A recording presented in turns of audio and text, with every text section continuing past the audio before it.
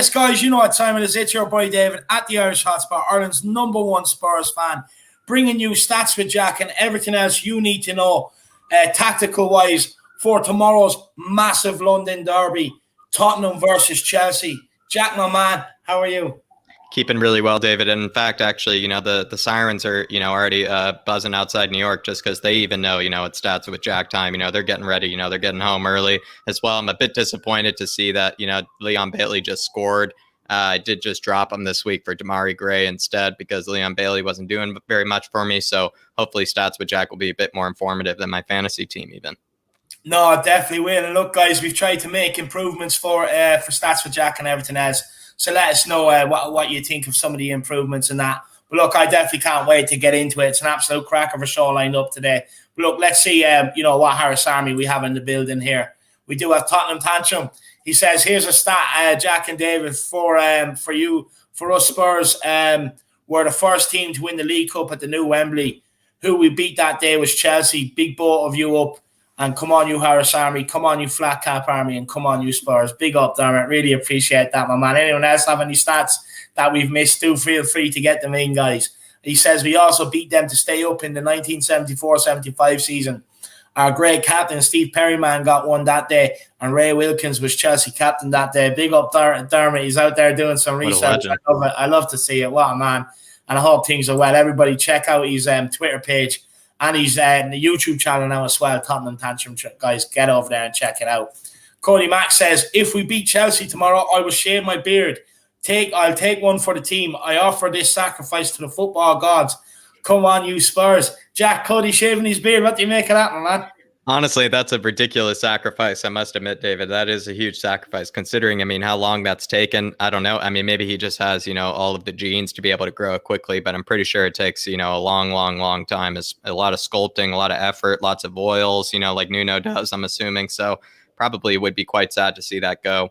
But I would say, Cody, I'm kind of doing maybe less of a sacrifice. If we do lose tomorrow, I'm just going to start from scratch and just go, to a clean shaven baby face and just kind of wipe away, the last weeks of form in my beard.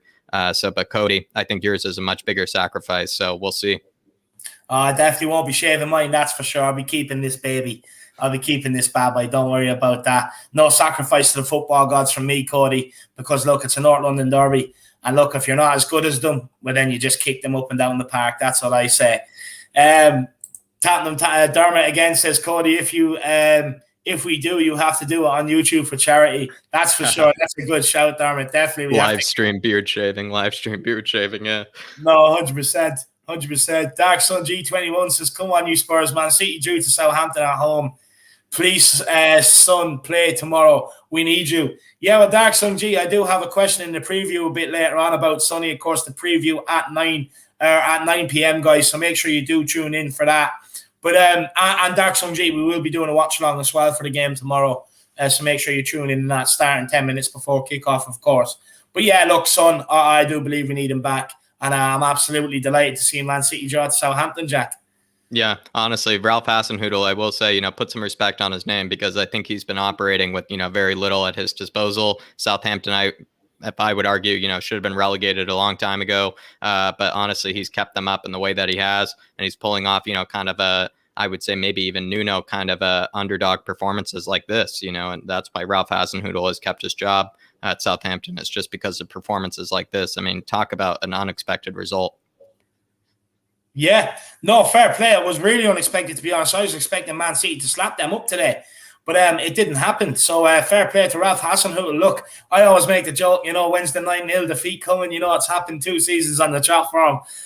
But look, it'd be interesting to see if that does happen again. But yeah, Ralph Hasenhüttl, I'd say he does have one of the worst teams in the Premier League, and he got a good result today, I have to say. Chris, big yourself up. Chris, hope things are well, my man. I hope things are good with you. We have Kelly JTV says, I fear a hamstring tomorrow, or a hammering tomorrow, sorry. A hammering tomorrow. David's thinking about his hamstrings after last night on Astro, Kelly. I'll tell you that. He's thinking about his hamstrings. But, Kelly, I would say, after Stats with Jack, maybe you might still think the same, that we might get hammered. But hopefully you might see, a bit of positivity, a bit of optimism about how we might be able to hurt the Chelsea. So stay tuned, Kelly. Just stay tuned. No, 100%. Look, don't worry. Jack has it all broken down. Coming out of this, you're going to be confident that we can win. And look, I think one of the best quotes in the world, Kelly, and it's the, title for the video later on. And it's, it's not about the size of the dog in the fight. It's about the size of the fight in the dog. And that's what we need to show tomorrow. So, look, they should be pinning that one up in the dressing room for sure tomorrow. Dean Webb, big yourself up. He says, hi, guys. Hope your things are well, Dean. Dave Tyson's in the building, says, evening, big up, Davey. Everything Dave football, Army. Big up, friend. Hope things are well. He says, all right, the flat cap duo. Big yourself up, my man. ATX7 Gaming says, what's up, David and Jack? Tomorrow win will mean a lot. Come on, you Spurs. Of course it will, man. Of course it will. Look, tomorrow is a good test to see where we're at as a team, quality-wise and everything else. So it'll be very interesting tomorrow. Killian Kenny says, evening, David. There's your shout out, my man. Hope things are well, Killian. Cody Max says, watching teams like Brentford and Wolves play football, play better football than us is utterly depressing. We're among the worst watchers in the Premier League. Also, it's been since Christmas that I shaved the beard, lads. That is a long time, Cody. I would say Wolves were playing football today. Wouldn't necessarily say Brentford were playing football today. I think they had something like, especially in the second half, it felt like Wolves had 90% of the possession. Also Brentford every single time, they were taking a few notes out of Neymar's book, and going down at times as well. Felt like Thomas Frank, I would say, Cody, was actually teaching Brentford a bit of the the naughty things of football. Maybe before we get into the curse words about it, I would say I think Wolves were the one that were probably playing football, and in fact Brentford were kind of going for a snatch and grab kind of cloak and dagger kind of performance, and they did it quite well. They're also very, very solid defensively, Brentford. But I would say if you watch the second half between Brentford and Wolves, I do not think Brentford were really playing football. I'll tell you that. No, that's for sure. And Cody, look, what I'll say is be careful of shaving that beard, my man. The missus might not like you without the beard. So, it's a tough decision, but I'd really be thinking about it before you offer it to the sacrifice to the football and God's, my man. Big yourself up, Cody. Killian Kenny, David, Jack, big up the boys. Harris Army, Liverpool won 3-0 versus Palace. Yeah, look, I'm not even going to comment on them. I hate them. Cody Max says it's funny because I once raised money for breast cancer research by shaving my beard. Made the front page. Well, there you are, my man. Maybe you can do a round two. Maybe you can make, CNN or something like that, whatever that news network is you have over there, my man. Golden Cock says, big up, everyone. Bit busy, so got you on in the background. Cheer me up. Come on, you Spurs. Big up, Golden Cock. Hope things are well. And look, hopefully we can cheer you up, my man. Hopefully that's what a lot of people get out of these shows as well. So big yourself up, Golden Cock. Really appreciate it. Dark Song G with the super chat says, is the referee chosen for tomorrow? Dark Song G, yes, he is. And it's Paul Tierney. I knew you were going to ask, so I pre-planned the research. It's Paul Tierney, my man. So if anything goes wrong, he's the man to blame. He's the man to get at on Twitter, Facebook, whatever thing he has. Go and blame him. Big time Gerter says only way we can win is if Jesus himself comes down and plays. First of all, I love the name. Absolutely brilliant. And look, let's see what happens tomorrow. It's just like Tottenham to have a bad week and go and end it by beating Chelsea, I would say despite also Jesus performing miracles off the pitch, he's not as known, for his miracles on the pitch. I would also say big time Girder.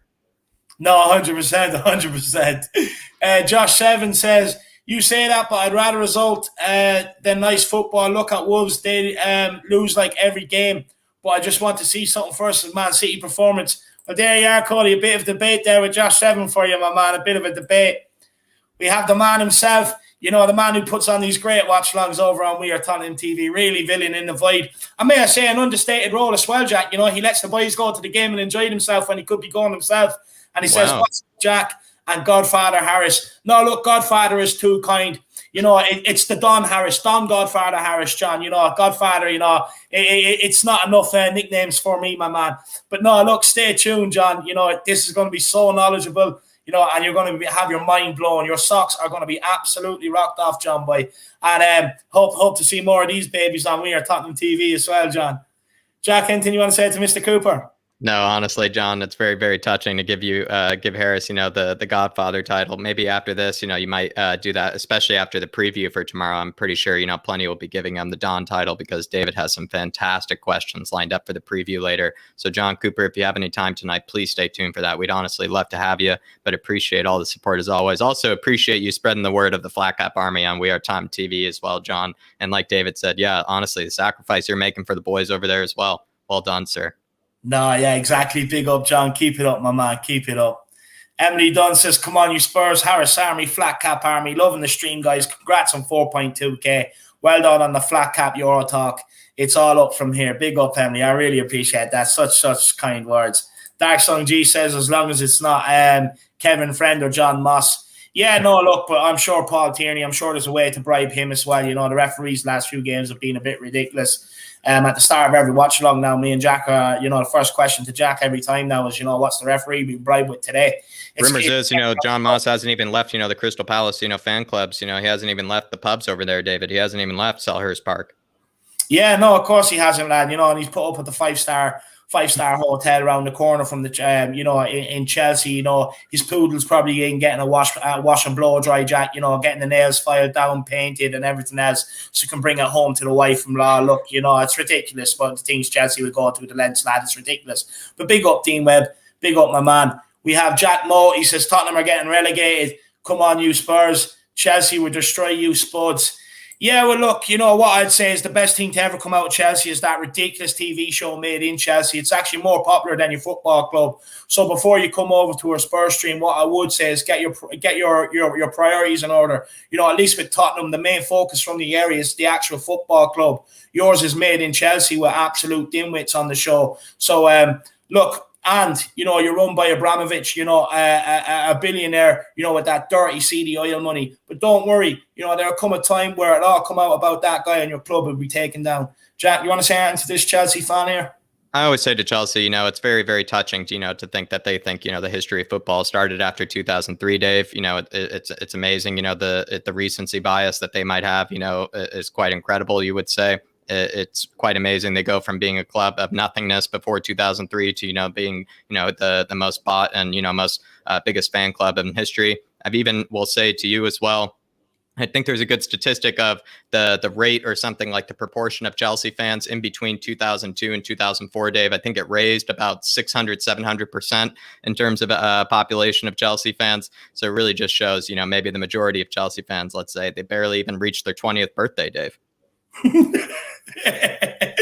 Absolutely love it, Jack. I'll big up, Jack. Terence Tibbs says, I'm tired of being a Spurs fan. I'm 65 and we are shit all my life. No, look, Terence, what I'd say is stay tuned in here. I'll get your love back for Tottenham. Don't worry about that, my man. No, look, I get it. Sometimes it's hard. Sometimes it can be a struggle. But look, just always try and look on the positive side of things if you're feeling down. That's just my motto. You don't have to take it. You know what I mean? You can look. You could be a realist. Look, you're probably more of a realist than me, to be honest with you. That's why you're a bit more down about it than me. But no, look, at the end of the day, you have to. What I will say to you is actually the all-white kit and Rennes last night. Surely that brought back some good memories now, Terence. That had to have the all-white kit back like it used to be back in the old days. So you definitely have some memories. Share them with me in the comments. I know you have a few from the all-white kit. Big yourself up. We have Tom THFC. How are you, lads? Hope we win or draw. Big up, lads. No, look, I'm in absolutely flying form, as you can tell. Look, it's London Derby weekend, followed by a North London Derby. What more exciting time is there to be a Spurs fan? These are the games that we absolutely thrive from, especially when, when the Lions are coming on to our home turf, we have to defend it.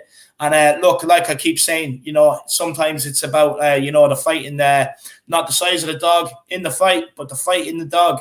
You know what I mean? So just keep that in mind, my man. Look, everyone loves an underdog team, and tomorrow, I'm sure, whenever our back's up against the wall, we can definitely get a result, Jack. Yeah, definitely, Tom. Definitely can get a result. And I just want to highlight even, just what I was talking about from John Cooper. He's saying early 90s, Chelsea struggled to get a few thousand in the stadium. That's exactly what I'm talking about, because I'm not even kidding. It's by the same people that wrote that book, Freakonomics, Dave, that very, kind of economic books. It's like a stats about, football fans and the rise of football fandom in certain clubs. And one of the most damning stats about Chelsea fans is, not even kidding, Dave, the population or the enrollment of Chelsea fans raised something by more than double, more than triple, more than quadruple just after they got bought out by Abramovich and whatnot. So it just shows, like I said, the majority of them, they barely even reached their 20th birthday as Chelsea fans. That guy's definitely gone and done a runner, Jack. You've definitely put him in his place. I absolutely love it. No, thanks to John, though. Good assist by John there, I would say. Very good assist by John. Look, John is actually a very knowledgeable guy, I have to say. He doesn't get enough credit in that aspect, Jack. He definitely knows a lot about football. Big Papa says, may not have Jesus himself, but we do have a Christian. Big up, Big Papa. Nice to see you tuning in. We have OG Low 1, says Romero with the Spurs versus Chelsea post. Absolutely love it, my man. Big yourself up. Hope you're doing well, OG, as well. Aaron Dove says, is Abramovich still banned from entering Britain till he proves his money isn't dirty? No, I actually think he is. I actually think he is back in allowed back. I'm not 100% sure. John Cooper would know. So, John, look, maybe a new segment every time John's in. Everything we don't know, let's ask John. So, John, give us the answer, my man. Give me the answer, John. Give Aaron the answer. Big up, John. Big up, Aaron. I hope things are well as well. We have a super chat here from Dark Sun G-Jack. And look, I'll let you take this. We'll start handing it over to you. Just quickly, big up Jack McGrath as well, my man. And John Cooper says, well said. And Tottenham Tantrum says, whatever happens, I'm Tottenham till I die. Big up, big yourself up, Dermot. But Jack, take it away. Dark Sun G here with 2 super chats. Dark Sun G, absolute legend. Good to have you. Good to have you back. I feel like, it's only been maybe a night, maybe a day and a half since I've seen you last, Dark Sun G, but it's almost felt like too long at this point. So it's good to have you back. And Dark Sun G saying, if Lucas, Stevie, and Son are out, would you use Marcondi as winger with Hill? I would try it because those two are future world-class wingers, in my opinion. Yeah, I mean, Marcondi is absolutely on fire. He's absolutely on fire. Probably would say you probably would carry that confidence into the game. Probably might even be, running his brains out, David. He's probably full of adrenaline if he were to even feature Marcondi. So do let me know, Dark Sun G, when you get hired by Nuno to raise the youth academy, to raise the youth ranks. Do let me know if you would use Marcondi. I personally, if all those guys are out, that's plenty of people missing, I probably might go for it maybe, but definitely would use Hill. Definitely would use Hill if all those guys are out, but it probably is unlikely. I would say Lucas is probably available. Sonny, we're not too entirely sure yet whether he's available, but definitely would probably use Marcondi and Hill if it came down to it. But Marcondi, absolutely want to see him feature. He's on fire.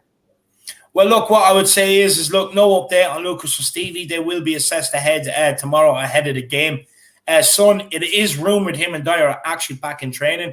Not sure how true it is, but that's what's being rumored. But with Hill, yeah, I definitely would play him. But I just think either Ali would be pushed up back out to the left wing, and Lo Celso would come into the middle, or Ndombele, or Lo Celso might even play out on the left wing with Ali dropping back into the middle. I don't think McCandy will start, but what I will say is I definitely think he will be on the bench, and he might feature from the bench, Dark Sun G. So let me know if you'd be happy with that, my man. Big up, and really appreciate the support you're talking. And Dark Sun G as well. Like I would say, I would want to see, once the new FIFA comes out, Dave, I just want to see Dark Sun G's career mode. He probably just drops everybody from the ranks, just does an entire youth academy of Spurs, takes them all the way to the top. So honestly, Dark Sun G, really would love to see, how you would use the youth and the ways that he's described millions of times before. But honestly, Dave, he's brilliant. Like I said, the first person I would hire in Nuno's dugout. No, 100%. He knows everything. I'd say, look, like I said, Jack, the amount of underage games he watches, the amount of research into stats and everything he does, he's absolutely brilliant. Big up Dark Sun G. Look, me and Jack want to meet you one day. So, look, the fan show is there. I would love to see you come on one day, maybe surprise me and Jack. Dark Sun G. Big yourself up. And he says, don't use Oscar, Easy Pass, and Catastrophe on the bench either. No, look, I think you might. Too scary to leave them on the bench, I would say, Dark Sun G. Even scary to leave them on the bench, I would argue. I do think you probably will see Mr. Hollywood, that's for sure, which is Doherty. Hear me out. I do think you will see Davies, Dark Sun G, based on the fact that we are kind of short at the back a little bit. So Tanganga suspended, Emerson be at right back, which makes me, which I do believe Doherty would be on the bench. But, at centre-backs, all depending on the formation. If he does go 3 at the back and he uses the 3 available centre-halves, because we're not sure on Dyer yet, which would be Sanchez, Romero and Rodin, I do think you might have to see Ben Davies on the bench. As far as Mr. Easy Pass, look, for me, I genuinely think you could leave him out. But some people are thinking he might start. So, look, if he starts, my feelings, what way the game is going to go. But we'll wait and see. But big up, Dark Sun G. Really appreciate the support, my man. We have another Chelsea fan in here. He says, bring the double bus. Take a steel chair and whack Lukaku with it before the game starts. With Werner, you have a chance. Yeah, teeny weeny. The guy, who can't buy a goal at the minute. But no, Big Rom, I do think we'll be playing up front. But look, I have faith. I have faith. If we have Romero in there, I have faith we can definitely stop him. Josh giving us the lowdown on Abramovich, along with John Cooper here as well. He says, I think Abramovich is still banned or can only be in UK for 6 months at a time. Yeah, interesting. I would pick your time wisely then, Abramovich. I would pick your games wisely then if you can only be in, half the year at a time. Definitely pick your games wisely. And we have Vince Vega here. He says, God help us tomorrow. No, look, I understand the lack of confidence going into this game, shall we say. Look, it is going to be a true test. And that's for sure. But look, Jack, we won't waste any more time. Let's get into it. But quickly, before we do, guys, make sure everyone does smash a like on the stream. Make sure you smash or subscribe on the channel if you know the big push for 5K is on. And look, why not help us support the channel with a super chat too? Look, you know what I mean? I see cake sometimes when I'm in the bakery.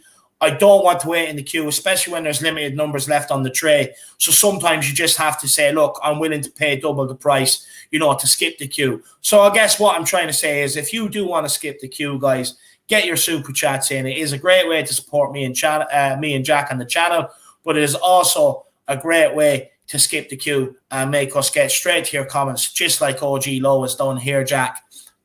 And he says, OG Lowe, honestly, absolute legend as well, just as David was saying, really brilliant. And he says, thanks to both of you for the hard work. You both always my Spurs. You're both my Spurs fix. And he says, before bed, I appreciate it. I hope we see a 5-3-2 tomorrow. Come on, you Spurs. Absolutely legendary comment, OG. Really couldn't say it better myself, especially when it comes to the 5-3-2. That's what I hope to see for us. Maybe even a 3-4-2-1, maybe potentially as well. Just match Chelsea, entirely with their system is probably could be a winning formula. But OG Lowe, really do appreciate it. And as well, some of this, especially this show, is definitely hard work. I don't want to beat around the bush on it. It is a bit of hard work, but we do appreciate the support from people like you, OG Lowe, as well as Dark Sun G, as well as plenty of others in the chat that are joining us for the Stats with Jack. All of you are absolute legends, and we really do appreciate the support as always. But always, we will continue to work hard for you guys because it's what you guys deserve as well. Yeah, no, look, first of all, I appreciate the recognition. But look, like I keep saying, these shows are absolutely nothing without any of you guys who tune in, smash the like button, put the comments in, share out our content, stay tuned all the way through all of our shows. Give us the support you do and the drive to keep us going, to keep producing the best for you guys. Well, the best that we can. I'm not saying that we are the best. And, basically, look, just keep going, keep trucking along. So you guys, the followers out there, never underestimate how these channels rely on you guys. So big yourself up, OG Lowe. I really appreciate it. And look, as far as the 5-3-2, I'm going to let Jack take it away now and explain. I'm sure he has a lot of this in there, but we also do have Gaguma as well. So hi, Jack. Hi, David. Big up, Gaguma. Really appreciate it. And guys, if you haven't already, why not grab your channel membership? It is pinned in the link description, pinned in the chat, sorry. So guys, make sure you click on that and get your channel membership for the fan show every single Monday. And for as long as there is people that want to come on and speak to us, for as long as me and Jack will sit there speaking to you guys. So guys, do get the membership and come on. But look, Jack, it's time to take it away. It's one of my favorite shows of the week. Let's go. Let's get it. And OG Lowe and Dark Sun G, absolute legends. Really do appreciate the support. We just start with the cold hard facts, David. Spurs have conceded more goals to Chelsea than any other club. I don't really want to touch too much on that. That's why it's the cold hard facts. The facts you don't really want to read even, David. So we're just going to go on to the next one. And it's going to be Chelsea have won their last 2 Premier League away games against Spurs. The one thing I would caveat that with is actually maybe Spurs actually have had pretty decent home record so far this season. Going into it, Dave, we have plenty of clean sheets going into our home record. Obviously, the fans will play a huge part, for us as well. So I would say, might hopefully not be, as easy as maybe that stat is saying about Chelsea right there. And then also only twice before have Spurs won their first 3 home matches to begin the campaign. Another kind of record maybe potentially that Nuno could break, Dave. Last time I would say against Crystal Palace, he had a fantastic opportunity to be practically one of the best Premier League starts of history for any manager, especially any new manager at a club. I think it would have been basically one of the best ever starts for any new manager, but he actually failed at that. So it's a bit disappointing, but again, he still has the opportunity to break another record here, still has the opportunity to, be kind of in the history books for this one. So I wish Nuno all the best. I really do think he would deserve it as well if we were to have a good performance. I think despite maybe the last, 2 games have not really been enjoyable for us, especially in the football terms. But I would say if he were to pull off something again, a bit of an underdog performance, I would really love to see it because that's, I think, his game style. But Chelsea have also only conceded 1 goal so far in the Premier League, and I do think that must be said. As much as I love to throw in the 3-0s, the 3-1s, and stuff, Dave. Chelsea are absolutely, maybe even similar to us, you might say, one of the better defenses in the Premier League. They're a very, very difficult team to break down. We obviously will go into that, Dave, but it is it's not as easy as it might seem, to be able to score against Chelsea. We probably did know that, but that's why I maybe would hesitate with, the 3-0s or the 3-1s. That's why I'm sticking with the 1-0, the 1-1, the 2-1, just because I do think, Chelsea, we do have to respect the defense for sure. No, look, I definitely think it's definitely going to be a tight scoreline tomorrow. Look, either way, they do have the potential to batter us if we don't turn up, if we turn up with a poor attitude. But we also have the potential to turn them over and, turn over a 1-1 or a 1-0 or a 2-1 result, or even I'd take a draw of it. I'll be happy enough with it, Jack. But one thing, just to end on, just one thing for everybody, what I would say is Nuno has a good record against the top 6. So, don't discount it. Nuno his whole does career, Dave.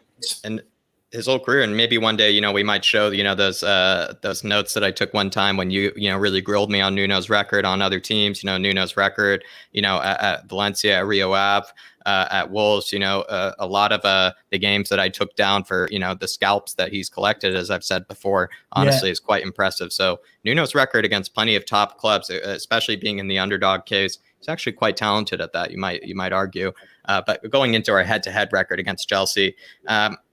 We played, in our entire history, we played 168 matches against Chelsea, 155, drawn 41, lost 73. Don't have to touch too much into that. But Nuno's record against Chelsea, he's played 6 matches against them, David. I find this to be quite interesting, and I think this is a very, very respectable record against Chelsea, who, again, we always have to admit, and it sucks to say this, but they are absolutely one of the powerhouses of the Premier League. And his record against Chelsea is, I would say, quite decent compared to even other managers who probably manage even better clubs, you would say. He has 2 wins, 2 draws, and 2 losses. And also, the first match that even Tuchel played against Chelsea was that very, very dull 0-0 draw away from home. It wasn't, in any way beautiful football played by Wolves, but it was also, that opportunity for Tuchel, right, to wow the Chelsea fans. I think it was also at home for Chelsea as well. So the way that Nuno was able to maybe frustrate him like that is actually quite damning, I would say. Nuno, as much as, we like to say maybe the football hasn't been too pleasant to watch, he's actually very good at frustrating other coaches, frustrating other managers, as well as even frustrating, you might say, teams that would have more of the ball, teams that might dominate us. He's very, very good at frustrating them and making life difficult for them. So his record even stands the test to that, I would say. No, look, it's a very good record. I actually think I remember that game, his Wolves game against Thomas Tuchel's first match in charge. And I actually think they had Callum Hudson-Odoi playing wing back, which for me just didn't work. I think Thomas Tuchel learned that lesson very quickly there. But look, he does have a good record against Chelsea. It's very split there across 2 wins, 2 draws, 2 losses. So it could go anyway tomorrow, So look, I prefer to remain on the optimistic side, the draws and the wins. But Jack, of course, there is that debate, look, it's all well and good doing it with Wolves, but we're Tottenham, and we do expect the style of play and to try and win it with style and grace. But look, what I will say is that is a debate for later on. So look, let's keep it moving. Yeah, it is a debate for later on. Personally, in that debate, though, when it comes to teams like Chelsea, I couldn't care less how we play, Dave. It's all about winning football when you come up against teams like Chelsea. Against Crystal Palace, Rennes, maybe it is a very much a different story. I totally agree. But against, the top clubs, I would say it's all about winning football, if you ask me. But let's dive into how Chelsea would set up. Let's dive into their formation. This is kind of the part, like I've said before, David, we kind of just have to kind of swallow the pill here and just have to go through, maybe how Chelsea might be able to hurt us, how Chelsea set up. It's a bit of, kind of a Chelsea informative section here. And so we can't really breeze through it. but we will just try to get through it. So Harris Army, hopefully you guys can help me through this one. It is quite tough to do and tough to stomach, I would say. Chelsea, more often than not, will line up in this 3-4-2-1 shape of some sort. Jorginho could be, I would say it could be Conte instead there. But Conte, I do believe he's actually kind of returning from a pretty niggling injury, I believe, of some sort, Dave. I think even Tuchel is quite wary not to use him too much, considering how much of a vital player he is to them. They might want to maybe use someone like Jorginho as well, I would say, just because if they do have plenty more of the ball, Dave, you would say Jorginho is probably one you might rather have than maybe Conte, especially if you have lots of the ball. Jorginho can, dictate the play. He can dictate the tempo. In my opinion, he's just a glorified, much better Harry Winks. I think he is Harry Winks at his greatest. I'm not saying I'm disrespecting Jorginho by any means like that, but I would say the way that Harry Winks tries to play in the midfield is actually exactly what Jorginho does. So, if Chelsea have plenty of the ball, I would say Jorginho is going to be that, kind of that man, dictating the tempo for them. But when they kind of drop back into a defensive shape, Dave, they sit in a very, very compact and very frustrating 5-2-3 or kind of a 5-2-1-2 where maybe Mount kind of drops and kind of also into the midfield, or Havertz even might drop into the midfield. It's more likely going to be someone like Mount, you would probably say, that drops in there. And then Alonso and James kind of drop back into the defense as well. Jorginho and Kovacic then sit very deep. It's very, very frustrating, that type of shape, I will say. It's also very effective. As I must admit, it's kind of a shape that I would say like in terms of being able to say defensively solid.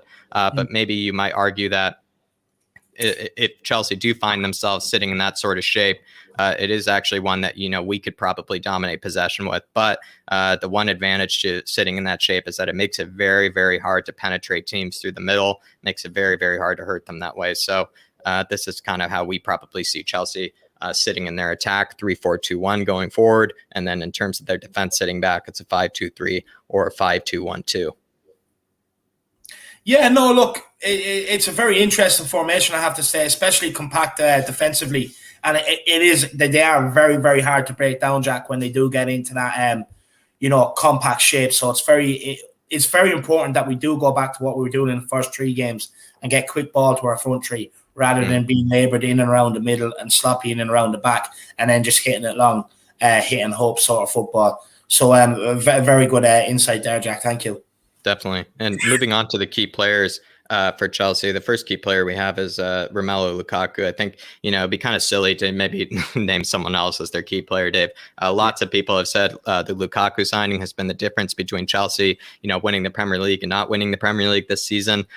Plenty have said this was the most important signing they needed to make. Someone to kind of do basically all the things that Werner wasn't able to do last season, aka finish, or be able to hold up the ball. His hold up play for Werner is quite terrible. I must admit, his entire career, Timo Werner, he was playing alongside Yusuf Poulsen, and then when they brought him over to Chelsea, there was no Yusuf Poulsen to follow with him. And now that they have Lukaku, someone who I would argue actually is practically one of the best strikers in the world, they've made a fantastic signing in that regard. So he is absolutely a key player for them. He has the most shots and most shots on target in the entire Chelsea squad with 12. He also has the most successful dribbles, David, that lead to a goal. I think that's very scary. I must admit, Lukaku, not like he's known for the techers or anything, but he does have those very rapid step overs that he does sometimes that are just intimidating for such a large man to do step overs that quickly, I will admit. And then as well, he definitely has, a decent touch on him at times. In fact, his touch has probably improved significantly, I would say, since his Manchester United days. He's also tied for the most aerial duels won in his squad with 9. Very interesting player actually matches him with that, but we won't spoil it, Dave.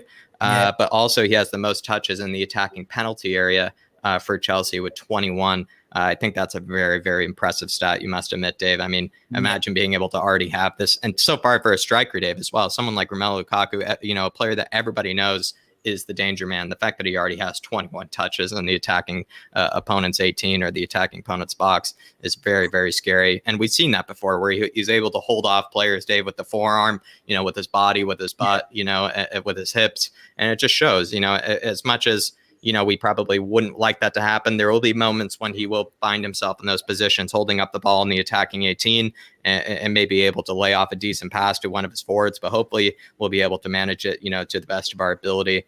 He also has the most progressive passes received in his squad, which is basically any pass that's over 10 yards in distance forward, David, he's the one receiving it. So basically, you might say one, they're trying to attack, one, they're trying to get forward, David. He's the one that they're trying to target. He's the one that they're trying to get the ball to. So that definitely must be said. I mean, he's already received 30 of these. I think that's very high in the Premier League as well. It might be one of the highest for his position. I would probably argue. And then he also has he's tied for the most carries into the 18. So most carries into the opponent's box, you would say. For his squad with 4. I think that's a very damning statistic as well. He's just very good, David, at being aggressive, getting to the box, putting shots on goal, beating his man. I mean, again, we're talking about a world-class striker, but these are all very, I would say, important statistics to show that Lukaku, compared to Harry Kane, he likes to just sit close to the box, sit close to the opponent's 18, and just cause havoc there. He just sits there. He's a menace. He's a nuisance. And this is what probably will cause us, a bit of trouble, a bit of anger, you might even say, is just the fact that he is very good at just planting himself in the box. He's very good at just taking the ball into the box and just being very effective in that regard. Compared to someone like Harry Kane, he's not really as creative, but you might say these are where his creative numbers come from. It's just being that absolute presence in the 18. Yeah, no, look, first of all, the one with the touches in the opposition's attacking penalty area, Jack. 21. You compare that to Kane. He didn't have one against Palace in their box. So it just shows that they are getting the ball up to him and they're getting it up to him in the right areas. So look, there's no wonder why you have him as a key player. Look, most aerial duels won. Not only, Jack, can he take the ball and hold you off and run with it, but he can compete in the air and play others in, which makes him very dangerous, and he usually occupies 1 or 2 defenders as well. Most progressive passes received. Look, again, it just goes to show he can, look, in the games that I've watched him, sometimes he gets him, do you know what it is, Jack? It's the position he gets himself into. Yep. And the way you have to watch him to see it, right? But he almost gets himself into a position between the 2 centre halves and he's holding one off. So the ball can be slid straight into him. And he can either play off him or he can turn and get a shot. So another good stat there. And most carries into the 18. Look, again, that goes with what I was saying. Scary. He can take a touch and run with it himself, and it is very scary. So look, whoever does start centre back tomorrow, look, they better be on their toes, and they're going to have to come up with a plan. One's going to have to go with him. One's going to have to drop a little bit deeper to counter what he can do. But then again, you're going to need your fullbacks to maybe stay in line with whoever is dropping deeper, Jack, because otherwise they're going to be playing players on side. If they do drop deeper. So, look, it's one that Nuno's definitely going to have to have a good plan for, that's for sure. But, look, all them stats there, it definitely highlights why he is their key player. And, look, he's one, Jack, that many tip, will bring Chelsea the title this season. So, yep. He's been the signing that plenty have noted, as maybe the difference, like I said before, between them winning the title and not winning the title. But I love Adam's comment here saying, Jack talking about Lukaku using his hips against players. He's got that song Shakira stuck in my head now. Now, here's what I would say, Adam. Hopefully maybe Romero, Rodon, maybe Moon Boots. Hopefully they're probably listening, to that Shakira rhythm, because Lukaku, he loves to play you with your hips. He likes to turn you, like David was saying. He likes to kind of put that forearm out and maybe hold his players back if they play clever enough, if they maybe don't play into Lukaku's strengths and realize that they can do, a few things maybe to frustrate him. Hopefully they can read his hips. That's all I can say, Adam. Hopefully they can read his hips like Shakira can. But definitely, Adam, great comment. And Jack Adams is back again. He's like, Jack, I need those stats, man. Give me them stats, man. Big up, Hams. He's absolutely loving life. Big up, Hams. And we have Gaguma as well. Says, love your presentation, as always, Jack. Gaguma, really, really do appreciate it, and appreciate the love you're giving towards Jack for everything he does to make this show happen. So, big up, Gaguma. I really appreciate it. And everyone else, keep getting your super chats in, guys. It really is a great way to support the channel. And we'll get straight to it and discuss your comment. Really appreciate you, Gaguma. Absolute legend. Edmonds in the building as well. Sean Byrne Football Channel. He says everyone get your score predictions in. Me and Jack will give ours at the end. Shawnee, big yourself up. But no, look, Jack. Let's keep trucking away here. Let's go. And we're going to go to the unsung hero. And this one, it might be a bit more further explanation. I'll just say, lots of people have highlighted Dave, Marcus Alonso as maybe the person to be targeted, maybe the person to be exploited. I definitely would agree David, on the defensive end. He's absolutely not someone I would rate defensively, but a lot of people seem to maybe have a bit of short-term memory loss, I will say, in terms of how much Marcos Alonso has hurt us in the past. I would say he's absolutely brilliant going forward, Marcos Alonso. It's not like he has any pace or anything, Dave. He's just simply has, I would say, that Alonso intelligence, and it really does pain me to say that because I do really rate the Alonsos, and now that he's a Chelsea player, I haven't been able to say that, and I don't like saying that. But he is actually a very gifted footballer in terms of the technical sense, in terms of the intelligence as well. Like I said, he doesn't need pace to beat his man. He just has actually really decent technical ability, and he's also very good at striking a ball. He's very good at creating chances. So I would say going forward, you would say actually Chelsea, he's kind of their unsung hero. And another reason why he's maybe their unsung hero, Dave, is because they bought Ben Chilwell for however many, millions and millions and millions of pounds. What was it even at the time? It might have been 50 million, 60 million pounds, I think. Like something ridiculous, some ridiculous transfer fee they bought Ben Chilwell for. And there's maybe a reason why I think they got Marcos Alonso for like less than 12 or 13 million, Dave, even, for practically nothing from Fiorentina at the time when they did get him. And he's still, at whatever age he is, Marcos Alonso, he's still the starting man. He's still the person that Thomas Tuchel prefers, which I think says a lot about him. I think that also maybe is a bit more damning towards someone like Ben Chilwell, that maybe Marcos Alonso is continuing to get the nod ahead of him. So that's why he's going to be, I would say, Chelsea's unsung hero. He has the most loose balls recovered for his team. That's basically a stat that someone like Højbjerg really dominates in for us, the ability just to collect up any loose balls in the midfield and just kind of be that person that can see the game, ahead of any dangers, see what's going to happen before it happens, you might say. So that just kind of speaks to his intelligence.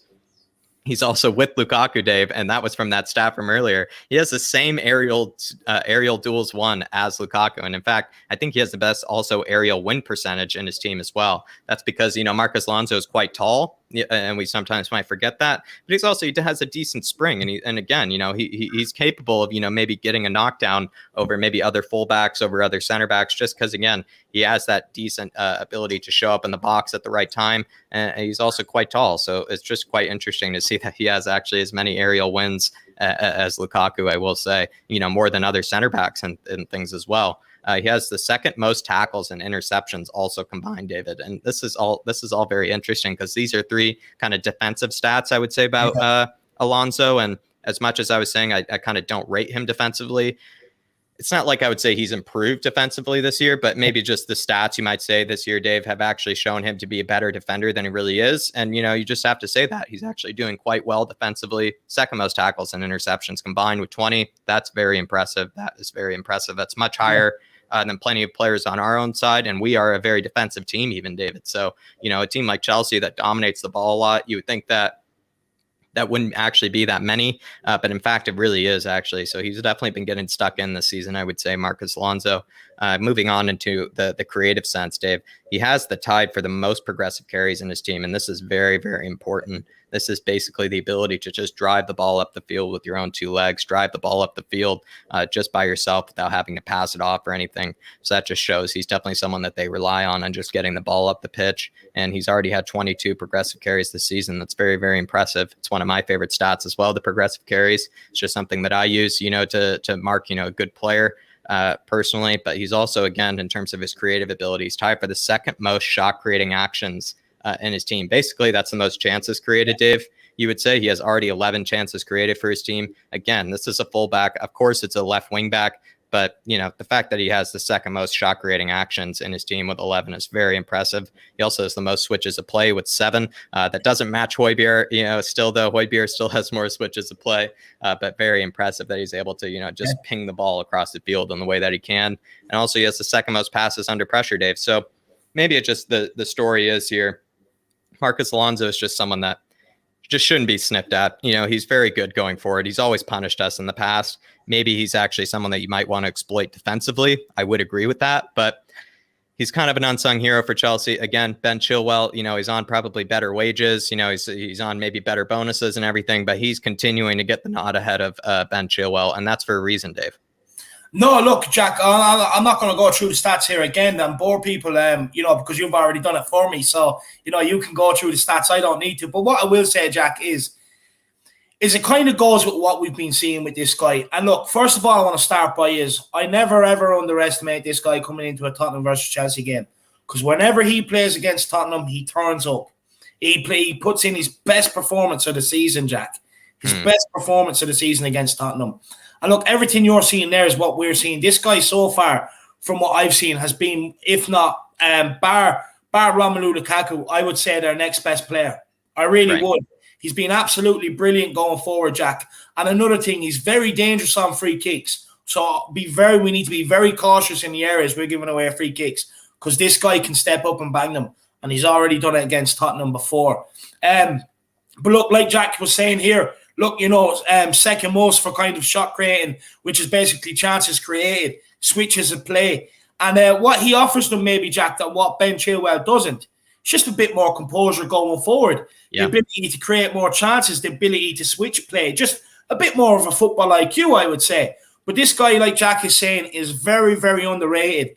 But Thomas Tuchel, he is crucial to Tuchel's team and the style of play. Absolutely crucial. And I'm glad you picked this one out as unsung hero, Jack. It just goes to show your Tottenham-Chelsea games, that's for sure. Unfortunately, I had to learn a lot about Chelsea, and that's what I would say is just Ben Chilwell. I rate Ben Chilwell. Actually, in no way I'm trying to slam Ben Chilwell, but it just says a lot. I mean, the guy was brought into the club, under the Frank Lampard era for how much money? And then, Frank Lampard, didn't like Alonso, said he was this and that, didn't want to use him. And, Thomas Tuchel, who's obviously maybe been in the last year or two, Dave, maybe the best Premier League manager by far.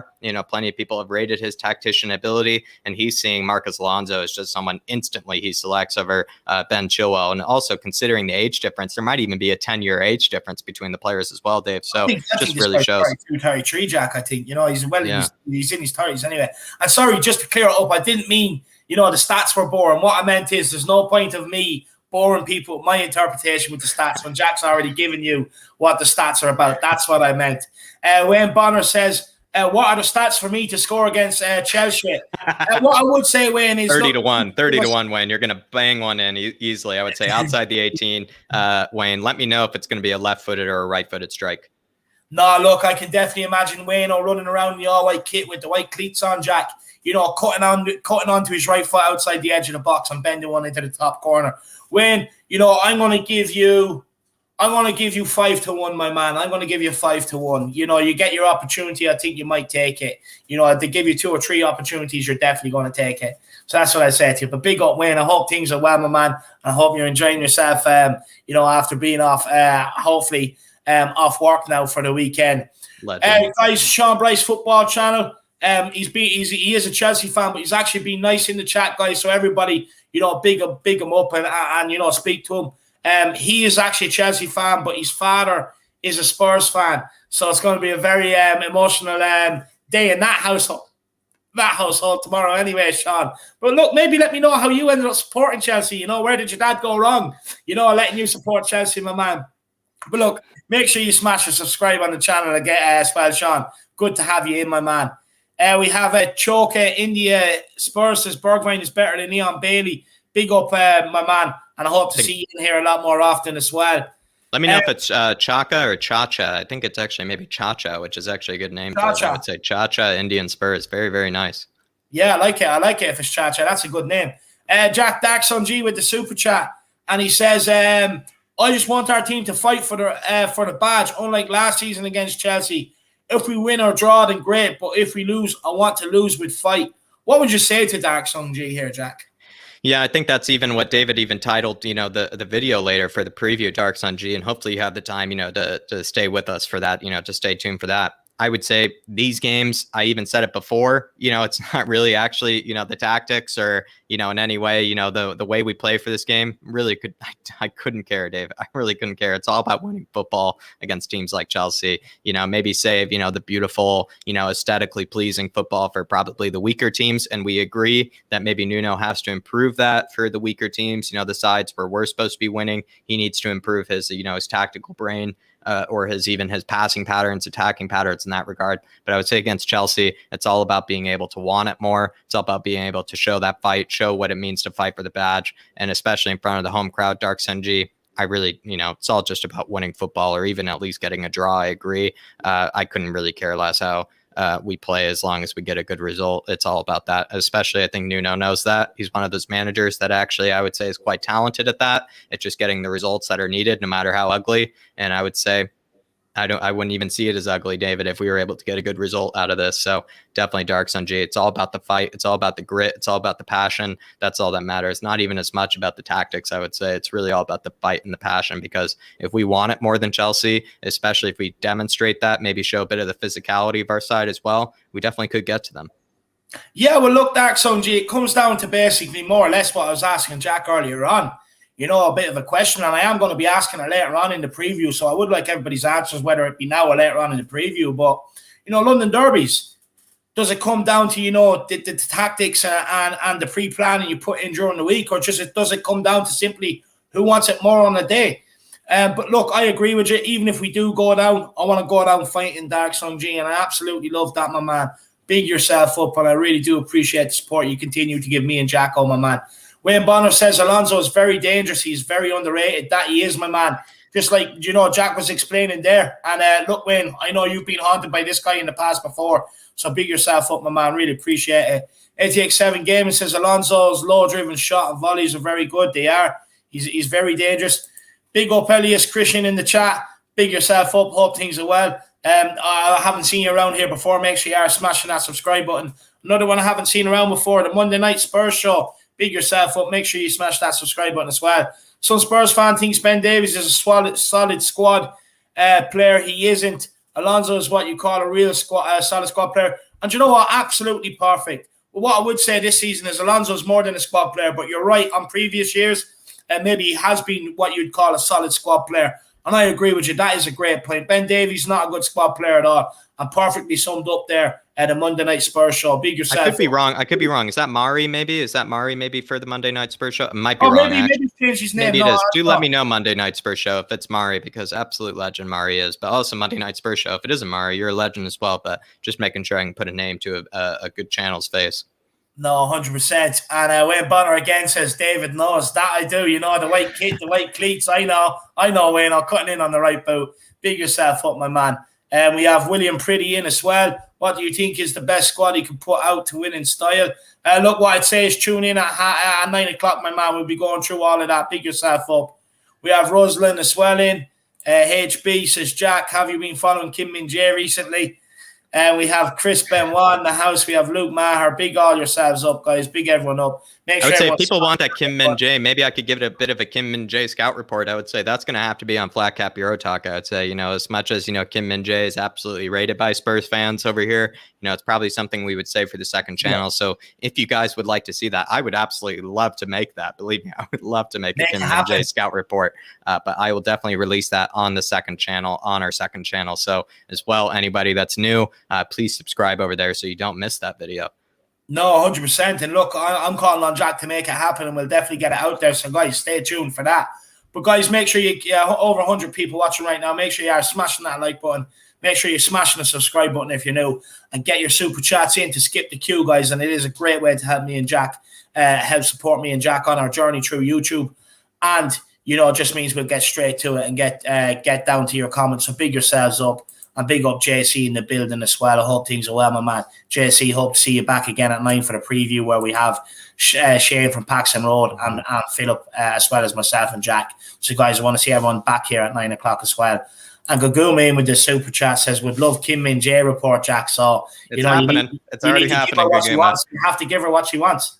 No, it's already happened, Gaguma. Now that you said, I shall provide Gaguma. Don't worry. It's definitely coming out next week. Probably, I would say, might be released on Tuesday. I could probably promise it by Tuesday, Gaguma. So stay tuned for that on Flat Cap Euro Talk for sure, our second channel, where we like to include lots of stuff that's maybe a bit outside, maybe the Spurs echo chamber. Big up, Gaguma. Really appreciate that. And Jack, just quickly before we do move on, the Monday Night Spurs Show says, my name's Tell, named after the great Terry Venables. Wow. New to YouTube scene, but enjoying watching you boys and Bob Spur, etc. Well, look, my man, I really appreciate that. Thank you so much. And yeah, look, if you do have a YouTube channel, everybody do get over and check it out. And I wish you every success with it. And if you ever want me or that to come on or whatever, just give me a shout. All my contact is below. And I love the way you're named after Terry Venables as well. big yourself up, and thank you so much for tuning in. I appreciate it. Email, Twitter, whatever you need, Tell. Do just let us know. Do just let us know. It's all one family. It's all one big family. So do let us know, Tell. But shall we move on maybe, Dave? Yeah, let's move on. So we're have to actually now explain maybe how do Chelsea attack. And, this is kind of the part that I did describe, Dave, as maybe the unfortunate scenarios where we do have to watch maybe how, Chelsea could hurt us, how they could break us down here.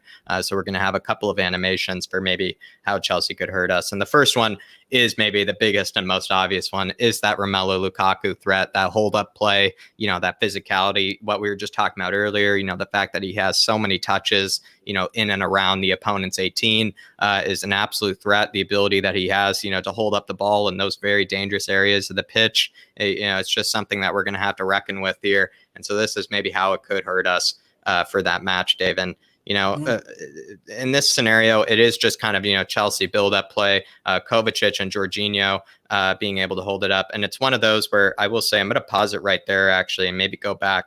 This pass we've actually seen a million times before. We saw it probably a million times against Arsenal, Dave, is this pass that Jorginho plays right here, where you're seeing Lukaku actually holding up, his man here in kind of the middle of the park, right in front of the 18. And also, again, he has the most progressive passes received in his entire squad. And so this pass that Jorginho gives to Lukaku, we probably saw it millions of times against Arsenal. So it's definitely something that we should be wary of. And that's why I just needed to pause that there. Lukaku holds it up, plays it to Mason Mount, who's then able to give it to Havertz. And it's just unfortunately maybe a decent link-up play between the three. They're going to be very dangerous, those three, I would say, especially when Lukaku holds it up in those scenarios, Dave.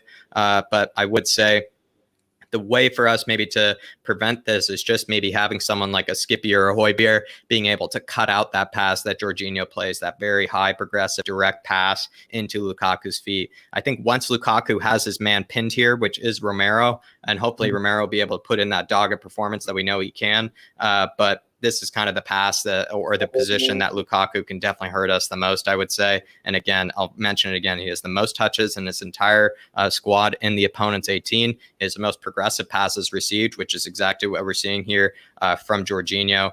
So it just shows, Dave, I mean, it's very, very dangerous. When Lukaku receives it in these positions, they're able to actually basically build up their whole attack, you'd probably argue, in these moments. And so it's kind of even, I would say, this even pass that Jorginho plays into Lukaku, I would say, is almost kind of the Premier League winning formula that they're kind of going for, Dave. This is kind of the difference between them winning the Premier League and losing the Premier League this season, I would argue, because this type of pass or this type of hold-up play is something that Chelsea did not have at their disposal last season. And so, I mean, what do you make of this? Is this something that, is just going to continue to hurt, every team in the Premier League?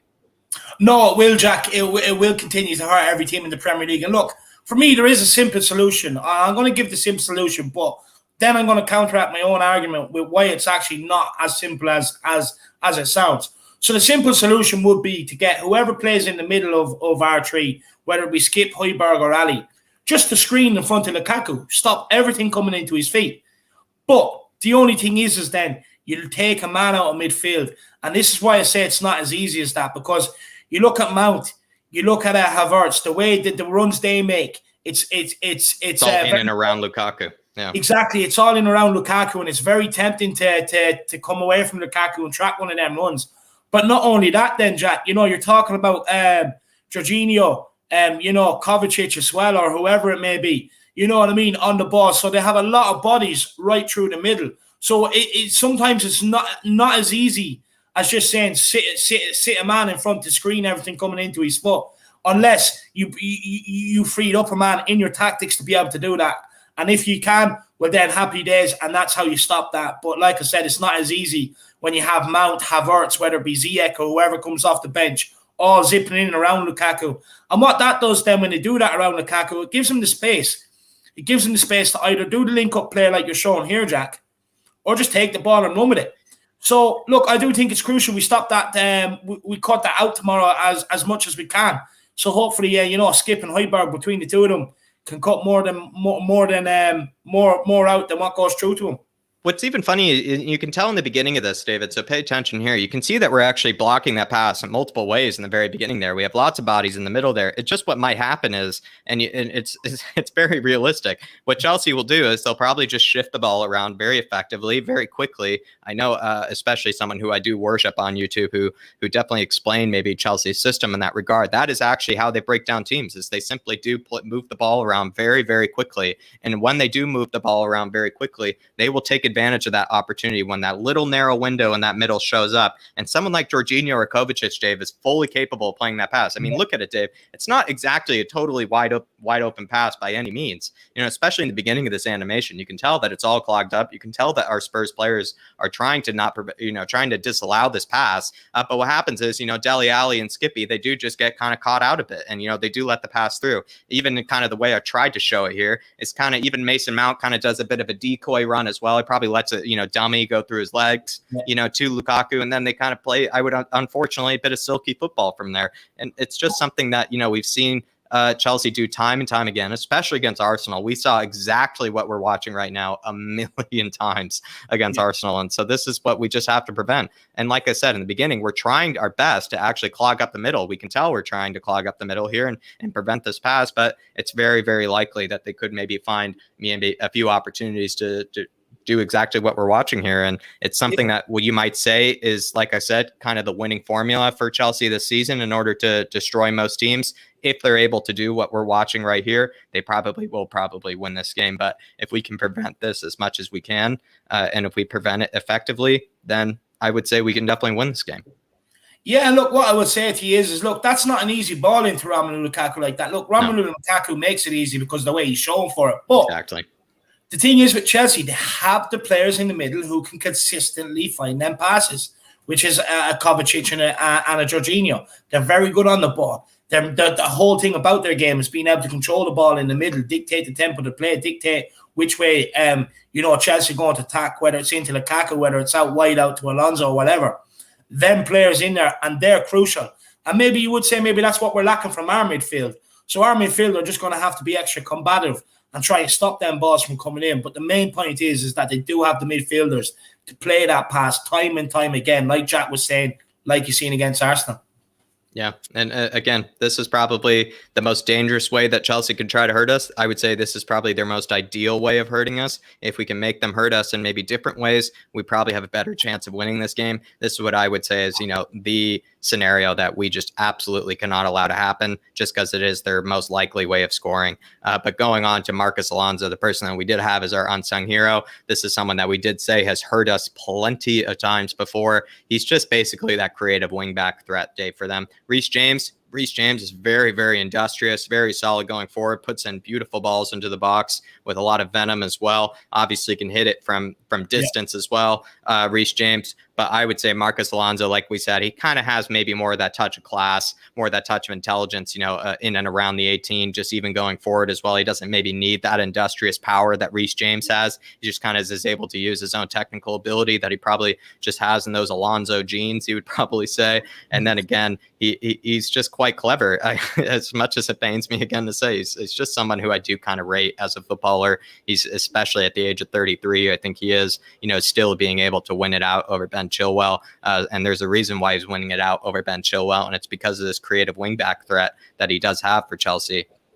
And we're about to see it here. It is just a bit of build-up play. And this is something that I will say must be noted, is this pass that Jorginho plays to Alonso here is, again, another thing that you might see very, very commonly with the likes of Chelsea, is they actually love to switch the ball or switch play, Dave, very quickly. I mentioned that before, where Chelsea, they like to move the ball around, not so, I would say, how do you say, maybe lazily or kind of, casually or, in a relaxed way. They do it very effectively with purpose, you might say, with a lot of purpose, with a lot of directness. And so this ball that Jorginho does in a very kind of a drop position, and Jorginho will do this a lot, where he'll just kind of sit in and around the center backs and just be able to kind of ping the ball like this. And when Alonso finds space, when he kind of is sitting out wide and receives the ball in these situations, this is how he can hurt us. He's very, very clever in these situations. Emerson is absolutely going to have to be on his toes for this. And this kind of, 1-2 link up play and stuff is definitely, I could see something Alonso actually causing, because he is very good in this regard, as well as,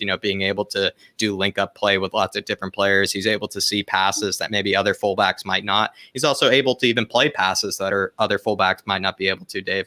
And so he's actually able to, probably punish more teams from that fullback position without even needing to cross it into the box. Dave can actually just do it even in the middle. He can almost even play kind of I don't even know how to say this. He's almost kind of like a number 10 out on the wing, you might even argue. He's that creative. He doesn't, like I said, he doesn't need to just take it down the byline, beat Emerson, and just put a ball into the box. Lukaku, he can actually beat us this way. And you might even argue this is probably the way that Alonso would prefer to play against us. If you're forcing Alonso to take it out wide and put balls into the box, that's actually the most ideal scenario, I would argue, when he's in this type of scenario where he can do what he wants, where he can play through the middle. This is how he can punish us, I would argue. If we force him to go out wide and have to just put balls into the box, that might be the best way we can kind of neutralize, his threat. But what do you think, Dave? I mean, like I said, Marcos Alonso, he's almost like a number 10 for them out on the wing as a fullback. Yeah, look, he's a very tricky customer, Jack. Look, for me, I actually think he's as comfortable going inside like you're showing here, or as comfortable going outside. I do agree with you. Sending him out wide would be ideal. Would be the ideal scenario. But if you're going to send him out wide, you need to have your centre back switched on to not allow Romelu Lukaku to get a free run at a ball into the box. But look, with Alonso, Jack, he's very technically good on the ball. Look, I've seen him time and time again this season do exactly this: cut inside, do the link up play, a couple of 1-2s, whether he either plays Lukaku in or whether he runs on and has a shot himself. We have to prevent this from happening. I do agree with you. I think showing him down the outside is the ideal scenario. But look, like I said, the centre-back's going to have to stay switched on. But this is what we don't want, is him cutting inside, because he's very good and he's dangerous when he cuts inside, because not only can he pass a ball, he can strike a ball as well, and he's well able to clip one in for an inrush and Havertz there if he wants to run in at the back post here off of a Rodin or a Regulon. So we definitely have to stop him coming from inside, Jack.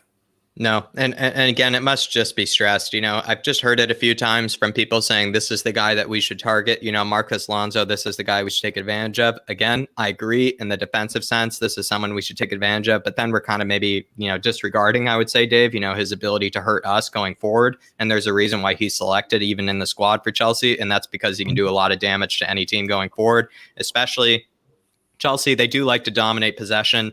They do like to be able to do exactly this type of build-up play like we're talking about right now. And there's no better player in their squad at doing this than Marcos Alonso. Ben Chilwell in no way has the technical ability or intelligence to be able to do what Marcos Alonso is doing here. And even David says, watching this animation, he's basically seen this before, this type of way that, Alonso likes to play. And it's even kind of scary the way Dave did say, even Dave, rates his ability to take it out wide and put a ball into the box. And that's how I would say we would, neutralize him, is to maybe force him to go out wide every time. But if he's able to be as comfortable in the middle, playing these 1-2s as he is going outside, we just have to recognize that Marcos Alonso, he's fully capable of hurting us. And even in the comments, I think OG Lowe saying Alonso always has a worldie against us, he says. And again, I kind of agree. And it just pains me to say, because he is definitely somebody, I would say, a bit of a bogey player against us, Dave. Very, very difficult for us to handle always. No, he definitely is. He definitely is. Big yourself up, OG Lowe. Good question. Aaron Dove says, do we start Dele or Ndombele? Look, Aaron, tune in at 9 o'clock, my man. We'll be going through all of the squad decisions on that, my man, on what we want to do. Stuart Wheeler, big yourself up. Good comment today on Twitter. He says we could play Reggie Romero, Sanchez, Rodin, and Emerson as a back five, and tuck Harry Winks in behind him as a sweeper. Hopefully the ball would not reach Winks, but at least he'd make a pass forward. Big yourself up. I really appreciate it. But look, let's keep cracking on, Jacko. Let's keep cracking on. We're getting through these. So this is one of the last ones here. And this is a very interesting one. And I took this from someone who I do worship on YouTube, Statman Dave. He did mention that the center backs for Chelsea, Dave, they love to be able to progress the ball forward. They love to be able to carry the ball. And this is kind of what I talked about, that progressive carry stat. Antonio Rudiger is definitely this guy. Also, Christensen might be this guy at times as well for them, or even I wouldn't say if Thiago Silva is playing, it it won't be Thiago Silva. It would definitely be Antonio Rudiger doing this. Yeah. But if Christensen and Rudiger are playing, you might say they're both fully capable of exactly what we're talking about here. And the progressive carry is, again, someone who's able to carry it at least 5 to 10 yards directly forward into space, into the opponent's attacking third. And so Antonio Rudiger, I would say, is actually capable of this. He's very, very aggressive. He likes to play direct. It's probably that bit of Germanness in him. You probably would say, playing that direct. That's probably why Tuchel even loves him so much. But this is kind of a scenario where Rudiger, he finds himself in lots of space. And Dave, we kind of struggled with this before, and we kind of spoke about it, how when we've even had a 3 in the back or 4 in the back, a lot of our center backs, they're not doing exactly what Rudiger is doing, where they actually set themselves up to be able to carry the ball into midfield, to be able to move the ball forward. They actually want to play a bit too conservatively. You would probably argue, some of our center backs in this position. And this is something, I would say maybe some of our center backs could actually take out of Rudiger's book, you would say, being able to set himself up in that way that he just did, because even Skippy, right? Skippy doesn't know, or Dele doesn't know whether to really challenge him or not, because if you do miss the tackle, he gets even more space. He gets even more ability to hurt us. And so what happens is Rudiger, right, he starts to just move a bit forward. Christensen plays it to Jorginho. And again, a lot of this is going to come through Jorginho. It just must be said. Jorginho is going to be the facilitator. I would be surprised if he doesn't start. I think Kovacic is capable of doing some of these passes that we're talking about, but if Chelsea were to dominate the ball, I would think Jorginho would be someone that they would probably prefer to be able to lead the team. I think he's even known as a regista, and I know Aaron Dubb's going to make fun of me of that because it's a very football term, or a very football hipster term to describe someone, but he is a bit of a regista in the midfield for them. And he definitely can hurt us in this sense. And Antonio Rudiger, like it's showing here, he's just capable of being able to carry the ball into midfield. Probably he's able to, find a pass like he does for Reece James here. And Reece James then just takes it down the byline into the 18 and plays it across the 6 to Lukaku. But it must be said as well, like Rudiger, even I think the other night, I think against Zenit or something like that, he had some spectacular run like this where he carried it like 40, 50 yards, I think, Dave, in a similar way that we're showing here. He did it against Zenit. He went on a fantastic run to be able to do this. So it's definitely something that they're actually, looking to do, I would say. It's not like maybe they're planning to do this, but it's just something that the Thomas Tuchel system, I would say, Dave, actually provides is, center backs the ability to carry the ball into midfield, to be able to carry the ball with their own 2 legs up the pitch. We even saw it actually with Denmark and at certain times in the Euros. I forget who it was, but I think Christensen was the one that was doing it. In fact, at times where he was just carrying it into the midfield, carrying it above, carrying it far across the pitch, just because in the system with the 3 in the back, 5 in the back system, you do have to have at least one center back that is capable of doing exactly what Rudiger is doing. Funny enough, Christian Romero was doing exactly what Rudiger is doing, that he did the same thing for Atalanta. Yeah. He was kind of the guy that would carry the ball into midfield, the guy that would be very brave on the ball, you might say, carrying the ball into midfield. So Rudiger is there, man. Hopefully Christian Romero can do similar things like this for us. If we were to play a 3 in the back, 5 in the back system, I could see him doing this. But yeah, it's going to be Rudiger. This is a very, very scary threat. I would probably say this is, if any of these, kind of simulations, Dave, this is probably the one that I would be most happy with maybe happening. But at the same time, it's not something that you would like to see where like a center back finds himself in this much space and is able to carry the ball like this. And again, it must be said, I mean, watch this run that Rudiger does against Zenit. I think it was against Zenit or a Premier League side very recently, but he practically goes on like a 60-yard run in a similar way. Even Kurt Zouma was doing this for them last season as well. Kurt Zouma had a few, spectacular runs in this way as well. So it just shows certain times the center backs for Chelsea, they'll find themselves in tons of space, Dave. No, look, what I will say is look, with a centre back coming out with a ball now, whether you're playing 2 centre backs or 3 centre backs, is becoming more and more popular. And let me tell you why. It's because if teams are pressing your midfielders and not giving you that option to play to them, and the reason why most clubs are looking for a ball-playing centre-half now is because it gives them that option now with the defender to come out now on the ball to be able to draw players, and it draws the opposition out of shape, which then means you can start playing through them. Maguire does it for United. Stones does it for City or whoever plays there. Rudiger does it for Chelsea. Like you were saying, Christensen does it for Denmark. Romero was doing it for Atlanta. And we've seen him at times do it for Tottenham so far when he's played, especially in that Europa Conference League Another game. good example, quickly before you keep going, Dave, is Manuel Akanji. Did this for Switzerland multiple times. Akanji, that Dortmund player, that Swiss player, he does this a lot, where exactly what Rudiger is doing. He's just brave enough to take it into the midfield, take on a guy, take on a player. Vestergaard even does this before with Southampton. He did it plenty of times with Southampton last season. He hasn't obviously been playing too much for Leicester City, but I would say this similar run is even something that even Vestergaard would do. So like you said, Dave, before you keep going, is like you're saying, it's a bit of kind of the modern development of a center back that you have to be able to do this. Yeah, and look, it just makes you more attacking because it gives you an extra option going forward that you wouldn't necessarily have. And like I said, then it pulls players out of position. And, then it's easier to play through them because eventually someone's going to have to come out and meet Rudiger. And if they don't, well, then they're just allowing them to trek further and further up the pitch with the ball. And it's something I think you have seen that's maybe come from, the foreign leagues over into England a bit now, with a new sort of system for oppositions to kind of adapt to, because the last thing they were expecting is centre-backs to come out with a football. So, it's definitely something you have to keep an eye on and definitely stop, because Rudiger, he is actually very, very comfortable on the ball as well. So it's a hard one, because I'd rather him have the ball than a Kovacic or Jorginho, which kind of, just shows the strength in depth with Chelsea, the fact that, that Rudiger can just come out with the ball and they still have Havertz and all. So, and it's just a way of bypassing Jorginho and Kovacic. If teams, cop onto that very, very quickly, then you just can bypass them with Rudiger running out with the ball. So, yeah, it's very, very interesting now, this with the centre-backs coming out with the ball now and the havoc that it does actually create. So, well spotted, Jack, and we definitely have to stop that.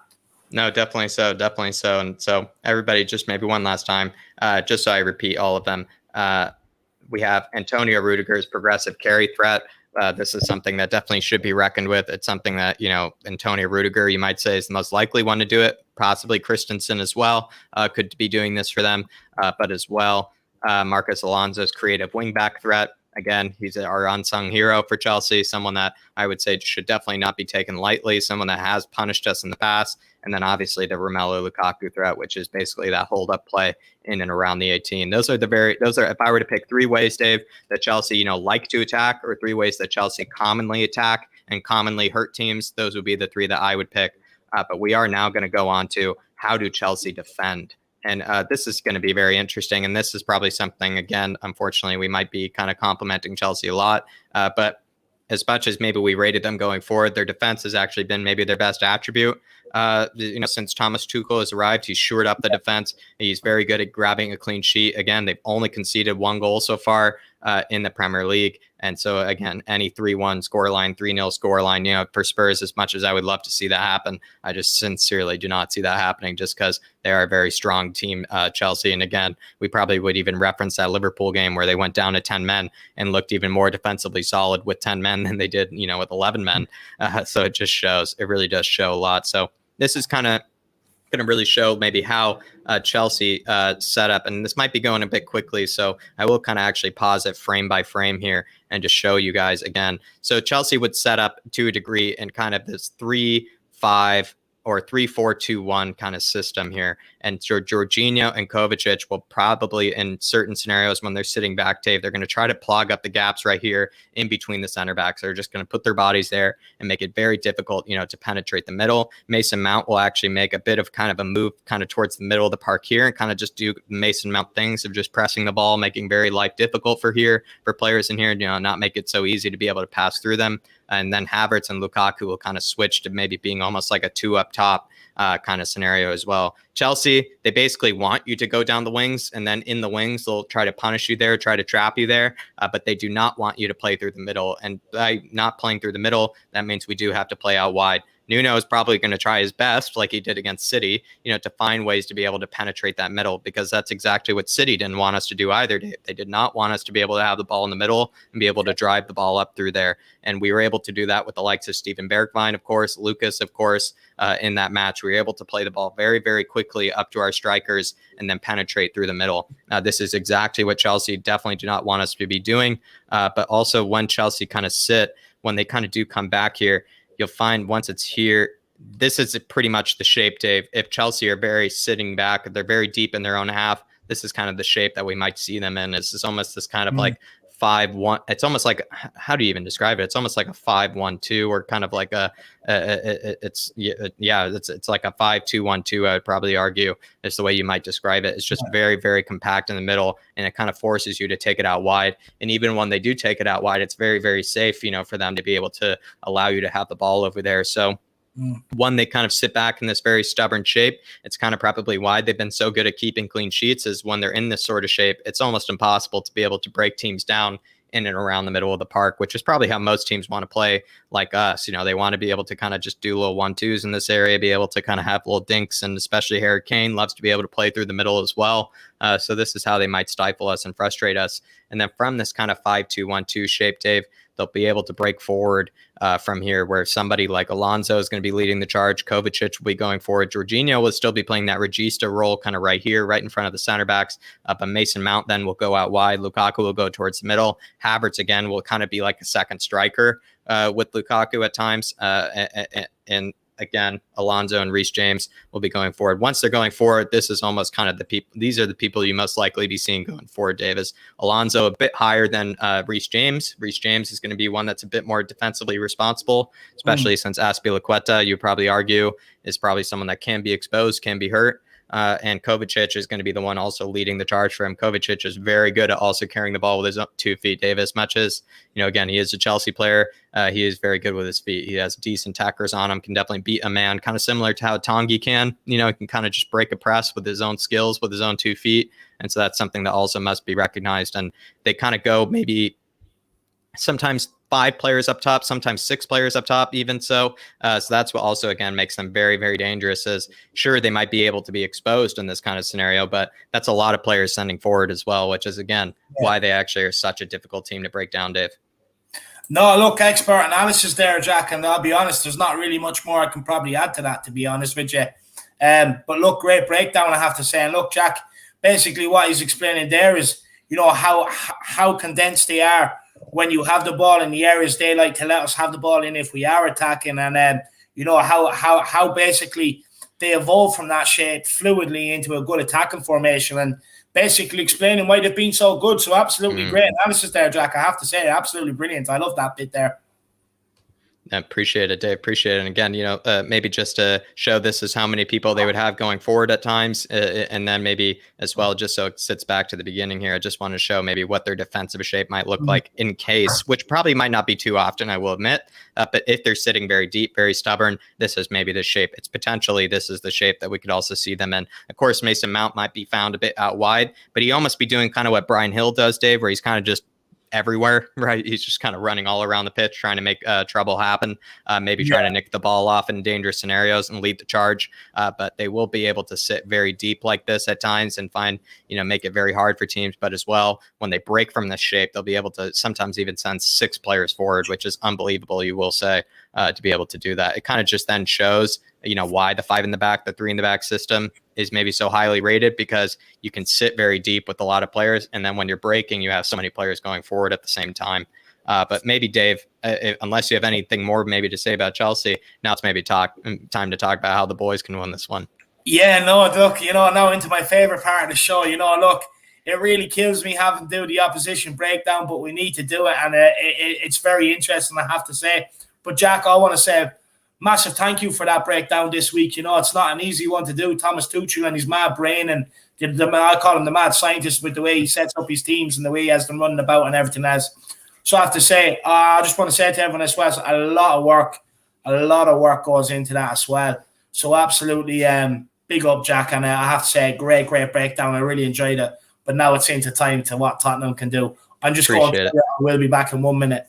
Appreciate it. And Abdullah Al-Rashid, I'm pretty sure Reece James, he got that red card. He got the suspension from the Liverpool game. I'm pretty sure they played Aston Villa, if not another squad after that. So I'm almost quite sure that Reece James is available for this one. I'm almost positive he's available. I think he's already served that suspension from the red card. And then also on top of that, I've seen in terms of the predicted lineups for Chelsea, I've seen Reece James included multiple times in it. So I'm pretty sure those publications would be aware if he were to be suspended or missing for this match. But maybe I'm wrong, Abdullah, but do let me know. Gaguma saying, yes, my fave part to David, how we can win. Absolutely, Gaguma. Absolutely. This is finally the time when we can explain how the boys will be able to win this one, how the boys can pull this one out. So let's break it down. Players to target for this match.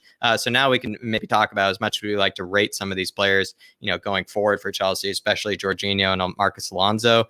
Marcus Alonso can definitely be exposed for us when we're going forward. As much as he is very dangerous for Chelsea going forward, we can expose him when we are going forward. And as well as Jorginho. Jorginho by no means is a great defender.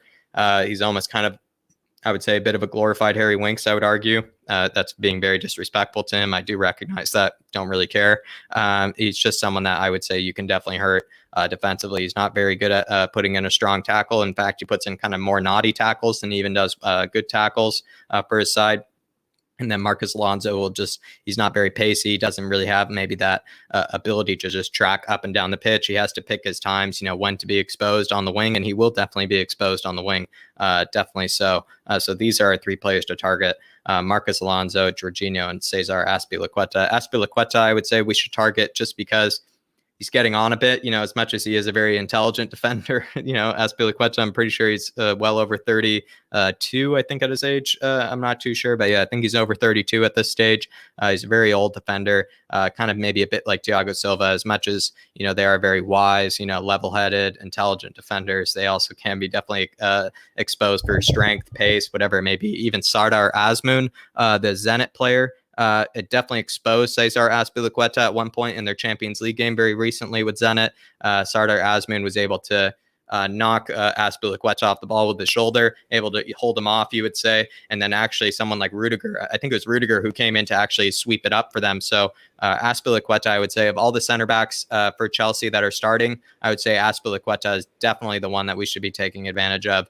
And then Marcus Alonso and Jorginho, like I explained before, are some that we should take advantage of too. So those are our 3 players to target, Dave. Any of those that maybe you want to touch on that Spurs players should be targeting?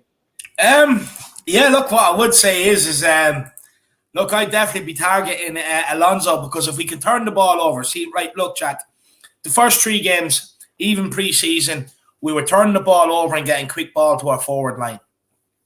The last 2 games, especially Palace and Rennes, for some reason, we've stopped doing that. But if we can catch Alonso further up the field, that space is there in behind him all day long, which then stretches the Chelsea backline to where they will all want to be. Zenit done it once or twice, and they pulled that back 3 all over the shop. So I definitely think turning over the ball and getting quick ball to our forward line, there's definitely room in behind Alonso. Azpilicueta, look, we know he's not the quickest anymore. So you know what I mean? When you could just or the strongest. Or the strongest, to put balls in behind him and get at him. But one thing I watched Zenit as well is, interestingly enough, Jack, they kind of crossed a few from a bit deep. Mm-hmm. And we're catching that Chelsea back 3 out at times. For pace even. But to be able to do that, they also flooded men forward. So when they put that ball in from deep, they had 3 up against their 3 centre-backs, and it was causing havoc. So, look, Azpilicueta, and looking at the game against Zenit, it looked like they did target Azpilicueta, though, Jack. It did, with the way they were playing. So he's definitely a player we can get at. And look, Kovacic there. Why do you have him there, Jack? No, I have a Jorginho there. Oh, Jorginho, yeah, sorry. I just didn't recognize him without... I can hear myself on your end. My end? Yeah, I can hear you. I'll back in. Yeah. Sorry about that, guys. But yeah, Jorginho is someone that I would expose just simply because Jorginho, he's great for them, going forward. He's great at being able to kind of dictate the play from the tempo, from the back line. But as well, Jorginho is someone that I would say, again, is someone that, is kind of similar to like Harry Winks, where he's just not actually that great at being able to get stuck in, actually often very much struggles at getting stuck in. Jorginho, I would say also Jorginho gets away with a lot of very naughty tackles at times with referees. He's definitely even someone, if I were to say it were to get a yellow card or a red card early, maybe in the game, could be someone like Jorginho, just because, again, he's not maybe the most talented defensively. So if you were to expose anyone in that midfield, it definitely would be Jorginho. But moving on, everybody, from the players to target, those are 3 players to target. The key battles here Sergei Reguilon, Dave, is someone that I really think has to have a brilliant game for us, because Reece James, he's very industrious. He can get up and down the pitch. He can, crack it from distance. He can put in good balls into the box. But as well, though, he's going to have to deal with maybe hopefully our Sergei Reguilon, especially if we match them with a 3 in the back, 5 in the back system, Dave, and we kind of just, put our wing backs against their wing backs. I would say Reguilon is maybe the one that needs to have a good game for us, just because he's also capable, maybe similar to Reece James, you might say, Dave, of just being able so industrious, just getting up and down no matter what, like just doing laps up and down the pitch is what I would say, between those two fullbacks. The distance they can cover is unbelievable, but definitely someone I would say is Sergei Reguilon has to be able to win that battle with Reece James, Dave. No, look, it's a very important battle for Reguilon. Look, defensively and going forward. Look, defensively, Jack, he's going to have to be on the ball, because look, with Reece James, he can whip in a mean ball from that right. He can do it from deep and he can do it from the byline. But he also has the pace and the confidence to take you on, and he will run at Reguilon. So Reguilon needs to stay switched on defensively. But going forward, this is where I want to see Reece James being tested. The other way, going back the other way. Right. And look, Jack, with Reguilon, we've seen time and time again, that this guy can break forward. And in this game, what we need from him is to break forward. Start getting back in the box again on the end of things like he was doing. Start doing that again, And I think it's going to be a very, very important battle.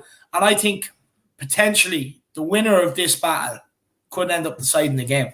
Yeah, especially this one, would you say, Dave? Maybe more than any other key battle, just because the fullbacks are crucial to Chelsea. Like, they are absolutely crucial to Chelsea, as much as maybe Marcus Alonso and Reece James aren't maybe the first players that you would say are, players that they rely on. They definitely are players that they definitely rely on in terms of the way they build up play, especially when dominating a team, you would argue. Yeah.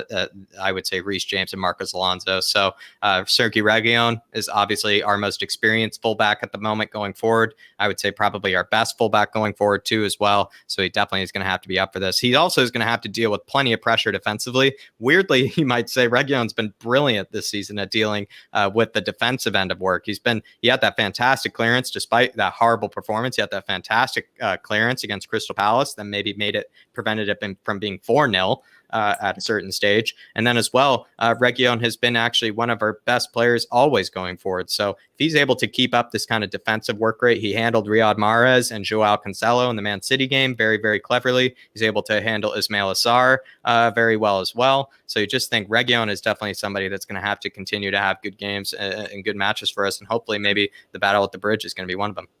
And just to add to that quickly, is one thing that hopefully Reguilon can do is with Chelsea's, wing backs getting very, very high. Reguilon's very good at interceptions, Jack. He's very, very good at interceptions. He loves an interception. If he can intercept that ball on the way to Reece James, he's gone. He has a free run down that side. So that's why I actually think he'll be very important.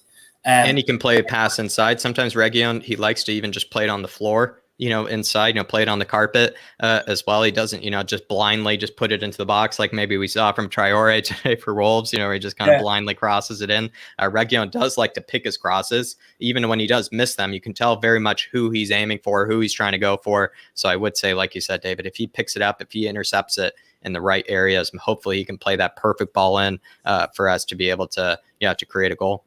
100%. And Faz Radfar says, shouldn't fear Chelsea too much. Lucky in the Champions League match. Very lucky. Good point, Faz. No, they were very, very, very lucky. Zenit done their homework on them, and definitely made it a very, very difficult night for them. And even Chelsea heading out there, I don't think it's going to be as easy as many people expect. They definitely have Chelsea's number, and they did make it very, very hard for them. Big yourself up, Faz. And in fairness, they limited Romelu Lukaku. The only one he really did get was that little one over the top.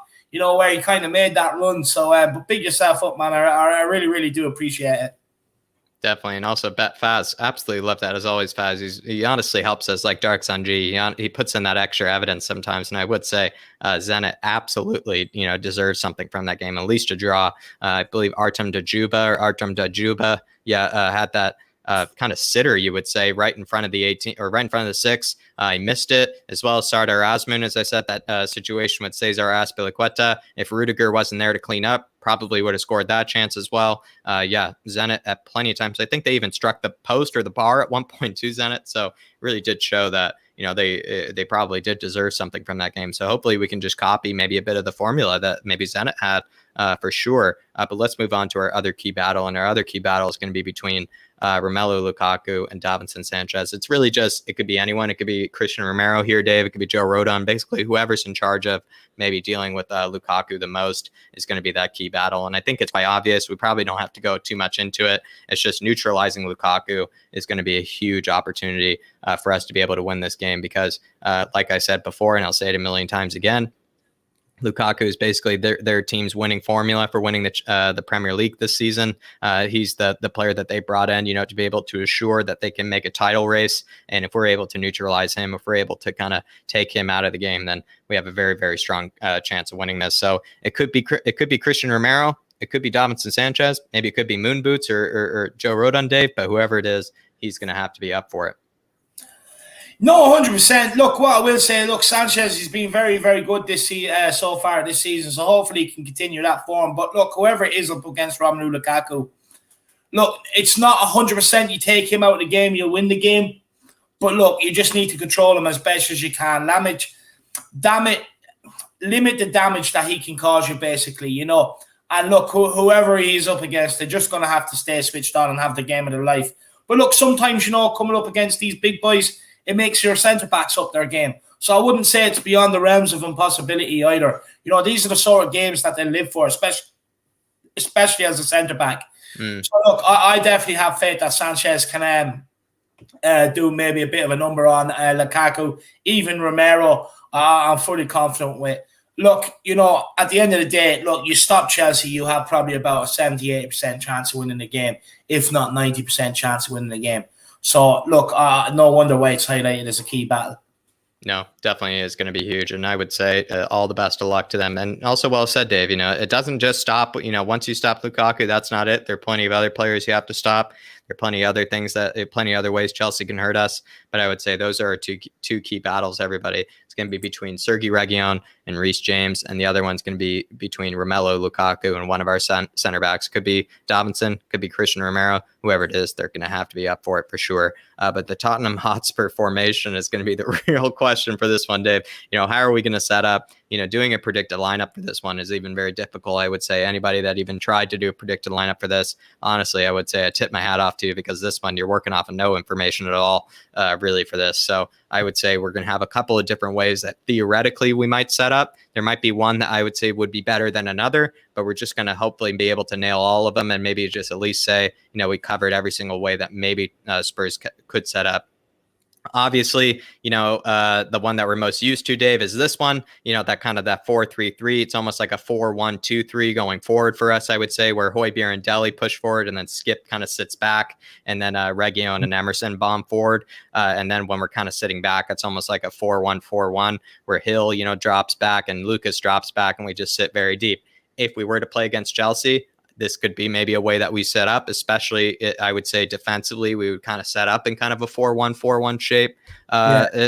If we were to sit deep against them with four in the back, I actually don't see a whole lot wrong with this. It's just the only problem is that them being able to spring forward, like you were saying, to be able to actually play very direct and move the ball quickly up the pitch and get the ball up to our forwards very quickly. And that kind of defensive shape would be very, very difficult because the only person that you then have up top would be Harry Kane.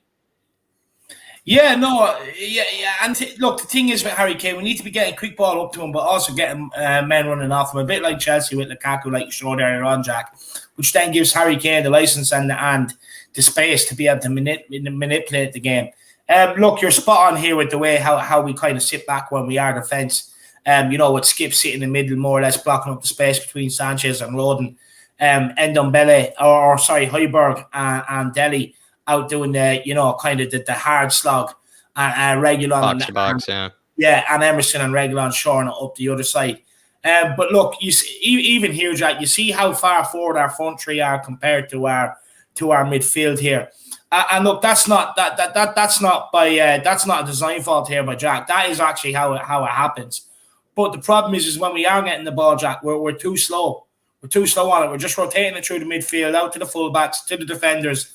Now, when we are doing that, either one of the defenders, the midfielders have to push on a little, and one of the defenders has to come out with the ball, Jack. Like you were showing what Rudiger does. or we have to start getting quicker ball up to Kane, Lucas, and Hill, or whoever it may be. But no, look, 100%, absolutely spot on. If we do set up in the 4 in the back, this is how I could see it. I would be disappointed if we did a 4 in the back for this system. Personally, I think we should match them, but this is how I could see it, happening. If we were to do it, be kind of a 4-3-3 going forward. It's almost like a 4-1-2-3. I know that's not exactly a real formation, but that is kind of how we attack going forward. That is kind of our shape going forward. And then as well, when we're probably sitting deep, kind of sitting in a defensive block, it might be kind of a 4-1-4-1 shape in terms of defensive block.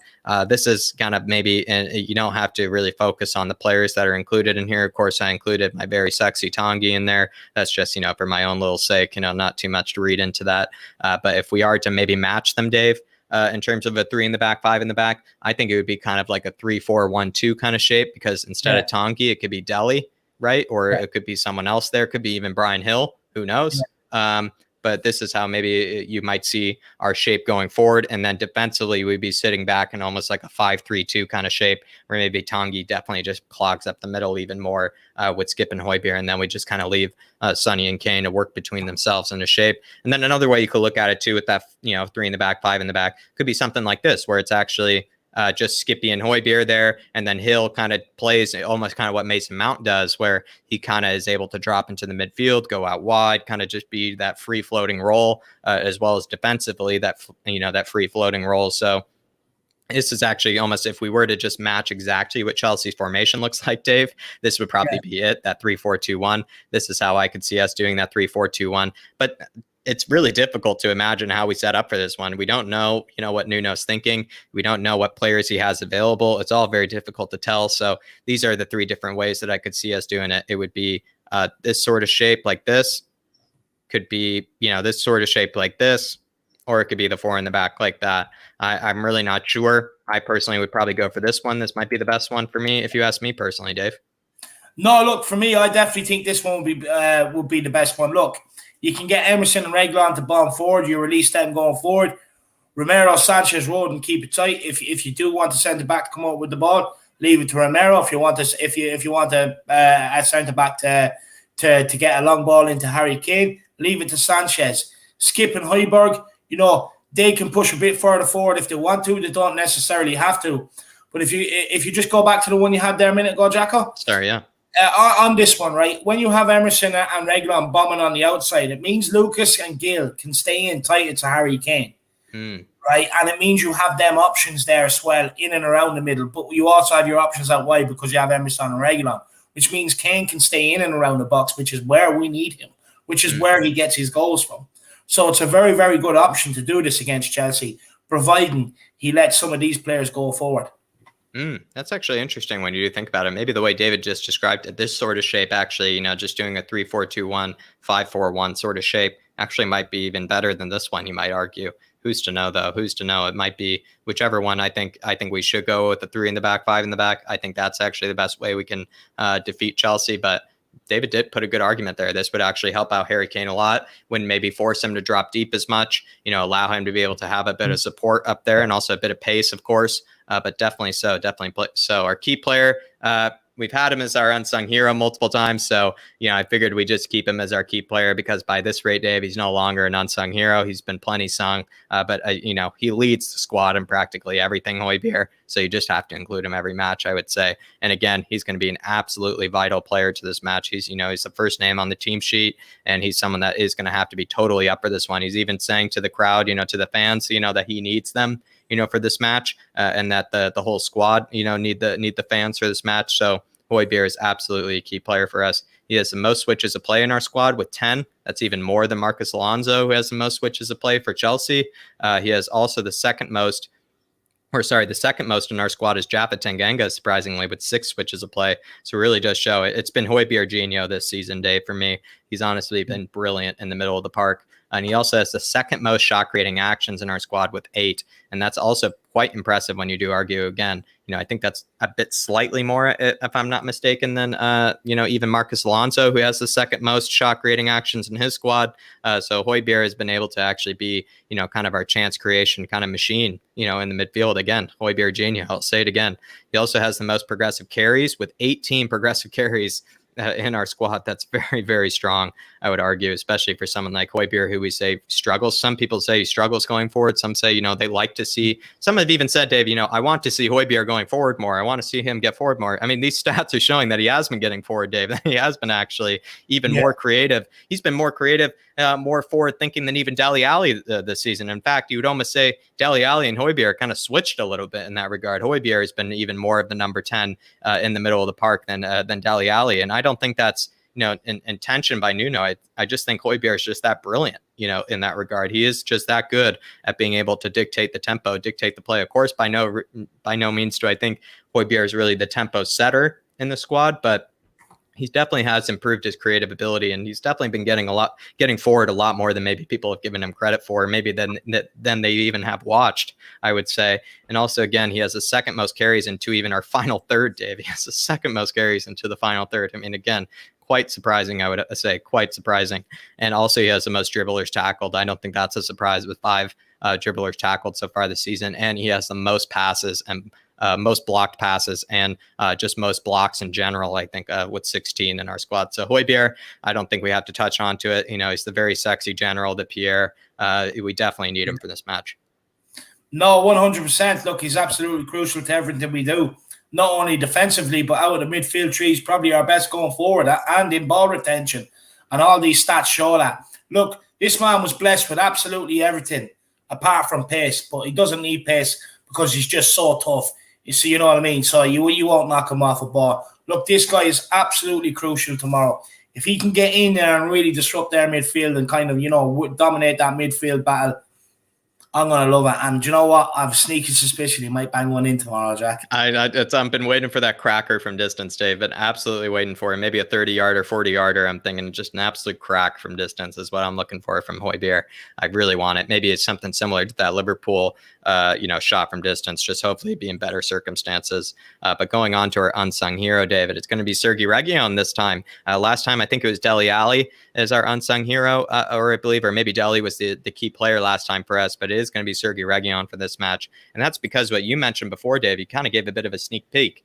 He has the most interceptions in our squad with 16, and the second most in our squad in terms of interceptions is Pierre-Emile Højbjerg with 9. I mean, Reguilon is practically doubling the rest of our squad in interceptions. It just shows that he does have that brain. He does have that intelligence to be able to see the play ahead, able to even take advantage or capitalize on mistakes, by other players. He's able to actually be aggressive. He's actually willing to, take a risk defensively and try to win the ball high up the pitch. And I think that's something I absolutely love about Reguilon, something that maybe we've even taken for granted sometimes when you think about it, because we're so used to, sometimes watching Ben Davies. And this is something that I think Ben Davies, he probably at the end of the season wouldn't even get close to 16 interceptions, you would probably argue, Dave. So it just shows, Reguilon, he's someone that absolutely is, vital defensively. And he has been brilliant defensively for us this season. Even look at the next stat, with the most tackles and interceptions combined in our squad with 23. Of course, the interceptions are absolutely carrying him in that regard, but still to have 7 tackles, I would say is pretty decent this season. And he has the second most shot creating actions for us with 8. So he has the second most chances created. And he is also tied for even the most goal creating actions. He actually has 2 goal creating actions for us this season, Dave. So Sergi Reguilon, he's been brilliant defensively, obviously brilliant going forward as per usual. But what do you think, Dave? I mean, again, someone that might be, you would argue, a bit of an unsung hero so far this season. I feel like people haven't really been giving Sergi enough respect with how well he started off the season. Do you know what, Jack? I think it's more so as the inconsistency, because, look, you see him do great moments, great interceptions, but then sometimes the pass on the inside or that let him down. Look, defensively, I actually think he's improved dramatically, Jack. I actually think he's improved big time defensively. But look, for me, I definitely think he is a bit of an unsung hero. I actually don't think he gets enough credit for what he does do, especially with always being alert, always looking to intercept the play and get Tottenham on quick breakaways and everything like that. That's not easy to do, It's not easy to do. It has to show that basically shows that he stays switched on.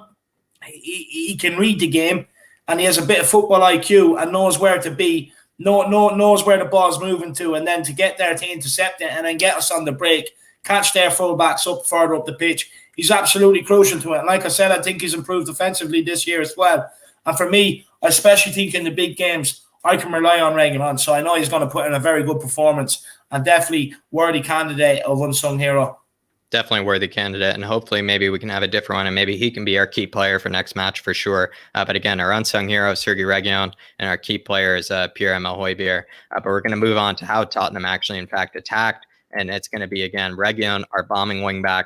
Reguilon is going to have to be able to create something for us this game, and hopefully in this case, it's just going to be Reguilon, in fact, being able to kind of just take the ball up the pitch with his own two legs, being able to even spread himself a bit wide here. We're just doing a bit of link up play. Højbjerg pings it across. And again, this is actually quite realistic, Dave, because as we showed before, Højbjerg has the most switches of play in our squad. He has 10 switches of play here. So he's going to find the ball here. He's going to ping it across to Reguilon. In fact, it's not even Højbjerg, excuse me. It's Sanchez, who also I think has plenty of switches of play for us, despite him not being there the last match.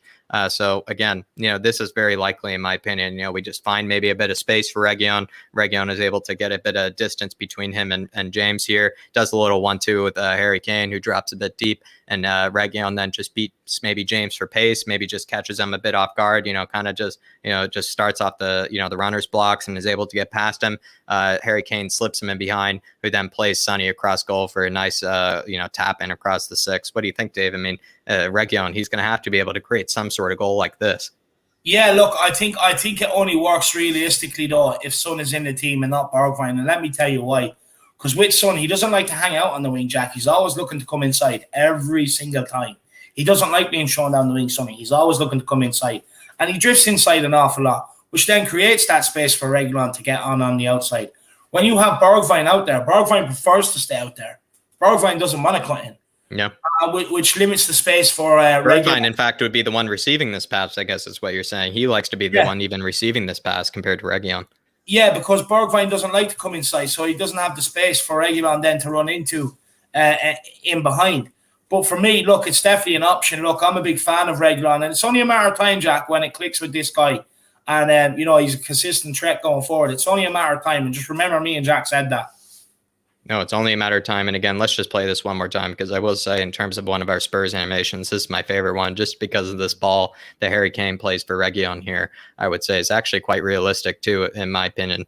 And again, hopefully it could be someone there coming into the six to be able for Reguilon to play it across goal. But I would say, everybody, Reguilon is our bombing wingback. He definitely needs to step up this game. Harry Kane hold up play, though, is definitely always important. Especially, I would say, Harry Kane's going to have to prove something to Nuno, because he's continually getting selected, but hasn't necessarily done maybe enough to maybe, let's say, wow Nuno, you would say, so far. So Harry Kane is going to have to step up, especially against the Chelsea scum as well, you would say, Dave. So hopefully Harry Kane can maybe see that guy across from him, Romelu Lukaku, as a bit of, kind of an inspiration, or as kind of someone as a bit of a rivalry to go against. And this is just, again, a bit of Harry Kane hold-up play. Harry Kane can sometimes be the difference between us being able to have good link-up play and not having good link-up play. And right here is just Harry Kane. China is able to take Jorginho and Rudiger a bit out of space here and just kind of drops a bit deep here and allows the rest of his teammates to get forward. Harry Kane lays it off to Højbjerg. Højbjerg, who again has, I believe, also the most through balls in our team, and actually has the most some of the most shot creating actions in our team as well. He's able to play Emerson here a bit inside, is able to slip in that ball that he was doing kind of against Watford, I believe it was, multiple times, Højbjerg. And so I think it's just Harry Kane laying it off to Højbjerg here, who then tries to find Emerson. And again, we're just trying to probably, imagine if Sonny were to play, it would be Sonny maybe tapping in a lot of these goals. This one is kind of hard, I would say, to imagine at times, especially because we are kind of breaking down Chelsea in the middle, which is exactly what Chelsea don't want us doing. But with the way that Harry Kane can hold up play, with the way he does drop deep, it is very possible that, Chelsea, could be hurt this way. Must be said, though, that Thomas Tuchel, even in his own press conference, did mention that he's fully aware that, this is how Harry Kane likes to play. But then again, it's kind of like Lukaku, though. How much can you really do to stop it, though, Dave? Look, not really, as long as the ball's right into Harry Kane every time, and not just a long boot upfield, one that's just clipped into him, easy to take down. It causes a lot of problems for teams because, A, you're straight in behind that midfield, which means you're up against the back line. You have Lucas and Sonny there. You have Højbjerg sitting there ready to receive it, advancing forward, sitting there looking to receive it off him as well. And Højbjerg, we've seen his passing display over the last few weeks, Jack. He's constantly trying to split. One of the games there, he likes to split them in the inside, yeah. he was literally always playing the ball between their fullback and their centre-back, causing absolute havoc. So I have to say, a really great animation. And yeah, look, this is where we've seen the best Harry Kane. Look, I've said this already. If you're not going to play, look, under Nuno, the reason why Harry Kane was so good is because Dele Alli was running off him, which was allowing Harry Kane a lot of space to be able to do what he wanted to do. Whether it was pick up the ball and have a shot, whether it was pick up the ball, get it out wide and get into the box, right? But now he's having to drop a lot more deeper to get the ball, Jack. And he doesn't have that space with players running off him all the time. So now we're looking at him to hold up the ball, play it back into midfield, and then hopefully, get Højbjerg and that to create a chance. But look, Harry Kane hold-up play is definitely a way, that we need to get at them. But at the same time, we need Harry Kane to want to do it tomorrow. We need him to come and show for it. We need him to be able to hold it up and play players in, not just stick up top like he did against Palace. More so what he done against Rennes when Højbjerg, when he was dropping in looking for the pass off Højbjerg or off end on Ndombele, or the one where he dropped deep, put the ball in behind for Lucas. That's what we need more of. Jack Darkson G says Reggie and Pierre and Højbjerg, great transfers from last season. They're heroes. Yeah, absolutely. I would say, again, this is kind of what I wanted to say, Dark Sun G. I'm kind of glad that I picked them as our unsung hero and as our key player, just because I thought they were kind of our two best signings from last season. And as well, they were plenty rated, by people outside of Spurs, especially Sergi Reguilón was definitely someone that everybody thought was an absolutely incredible signing, a bit of a steal even for us. And hopefully, Reguilón might prove us, that this season. I think so far, actually, Reguilón has proved that this season, that he is maybe kind of showing that, that form maybe from Sevilla, or maybe that player from Sevilla that we're watching from the past. And as well, Pierre, honestly, I think he's already proved himself plenty. Pierre, absolute genius, absolute legend. But definitely so. I would say, just so we move past this animation here, the two different types of hold-up play that we're seeing from Harry Kane is that one from earlier where he actually is kind of pinning in his center back, lays it off to Højbjerg, who then plays in the dime. And then this one is just maybe the one that we're kind of used to, is just Harry Kane just dropping really, really deep and then playing it in behind to Sonny there. So very, very plausible, both of them, I would say. But the last one in terms of animations for us, Dave, is going to be the Tangi X Factor. This one. Oh, yeah, Dark Sun G. Sorry, Dave. I'm not looking. No. Big up Dark Sun G. Look, I agree with you. Absolute legends, man. And good transfers from last season. Probably the best of the window. Big up Dark Sun G. Absolutely agree, Dark Sun G. Absolutely agree. Well said. Well said. And so last animation, everybody, before we end it off tonight for the stats with Jack, is going to be this Tangi X Factor here. The Tangi X Factor for me, Dave, I'm just going to kind of play them just once or twice. It's just basically what Tangi can do. He's able to just beat his man off the ball. He just spins Kovacic here and then is able to find Sonny in behind with those slip through balls. We saw it even in the Tangi highlight package reels where he's able to beat his man. He's able to kind of slip the balls in behind to someone like Sonny, to Kane, to really anybody. It's just when Tangi has his back to goal, he is much better, I would say, than the likes of Dele or anyone else. He's able to beat multiple players, able to skin multiple players with the step overs, with the feints, and able to play the ball in. So I would say this is a likely one. And then the other one here is just, again, I kind of like this one a bit more, Dave, personally. He just absolutely, in this scenario, it's just the X factor. Like I said, he just skins every player here and is able to just carry the ball up the pitch. And again, able to play Sonny in behind. I just think, with the Tangi X factor, it's, again, look how many players, it's actually quite realistic. Look how many players are surrounding him, in these scenarios. He does this all the time where he's able to just spin the ball or even spin himself around a player in tight situations where you think no one would even dare try to spin their man there. But that's exactly what Tangi does. And then he's even able to always find that pass. And so, Dave, for me personally, the Tangi X factor must be taken into consideration. I think it's a bit of a winning formula, especially against a team like Chelsea. You need someone that can do basically that otherworldly kind of ability, that kind of world-class ability. And I do think Tangi has that. I might argue that Dele somewhat to a degree has lost that. And so that's why I would say maybe Tangi is definitely someone that we should definitely take advantage of that X factor. But this is the last animation of tonight, Dave. These are the three ways that I actually think Spurs can definitely hurt Chelsea. So how about I just go over them one last time here, where it is, in fact, it's the Tangi X factor. It's the Harry Kane hold-up play. Did so many animations for Spurs. Sorry, everybody. Harry Kane hold-up play, Tangi X factor, and then as well, the Sergei Reguilon bombing wingback, creation as well, Dave. But yeah, these are the ways that I would say that we could definitely hurt Chelsea the most in terms of being able to create things. Especially a lot of these, I would say, do kind of come through the middle, I must admit, but that's exactly where Chelsea don't want us to play. And so if we are able to play through the middle against them, we definitely could have a lot of success. We could have a lot of freedom, and we'd also be able to hurt them. And so if we're able to find any freedom, any space in the middle, we definitely could win this game. No, look, I think the Tangi one is definitely one that's up for debate, Jack. Look, in fairness, you stuck through and through thick and thin.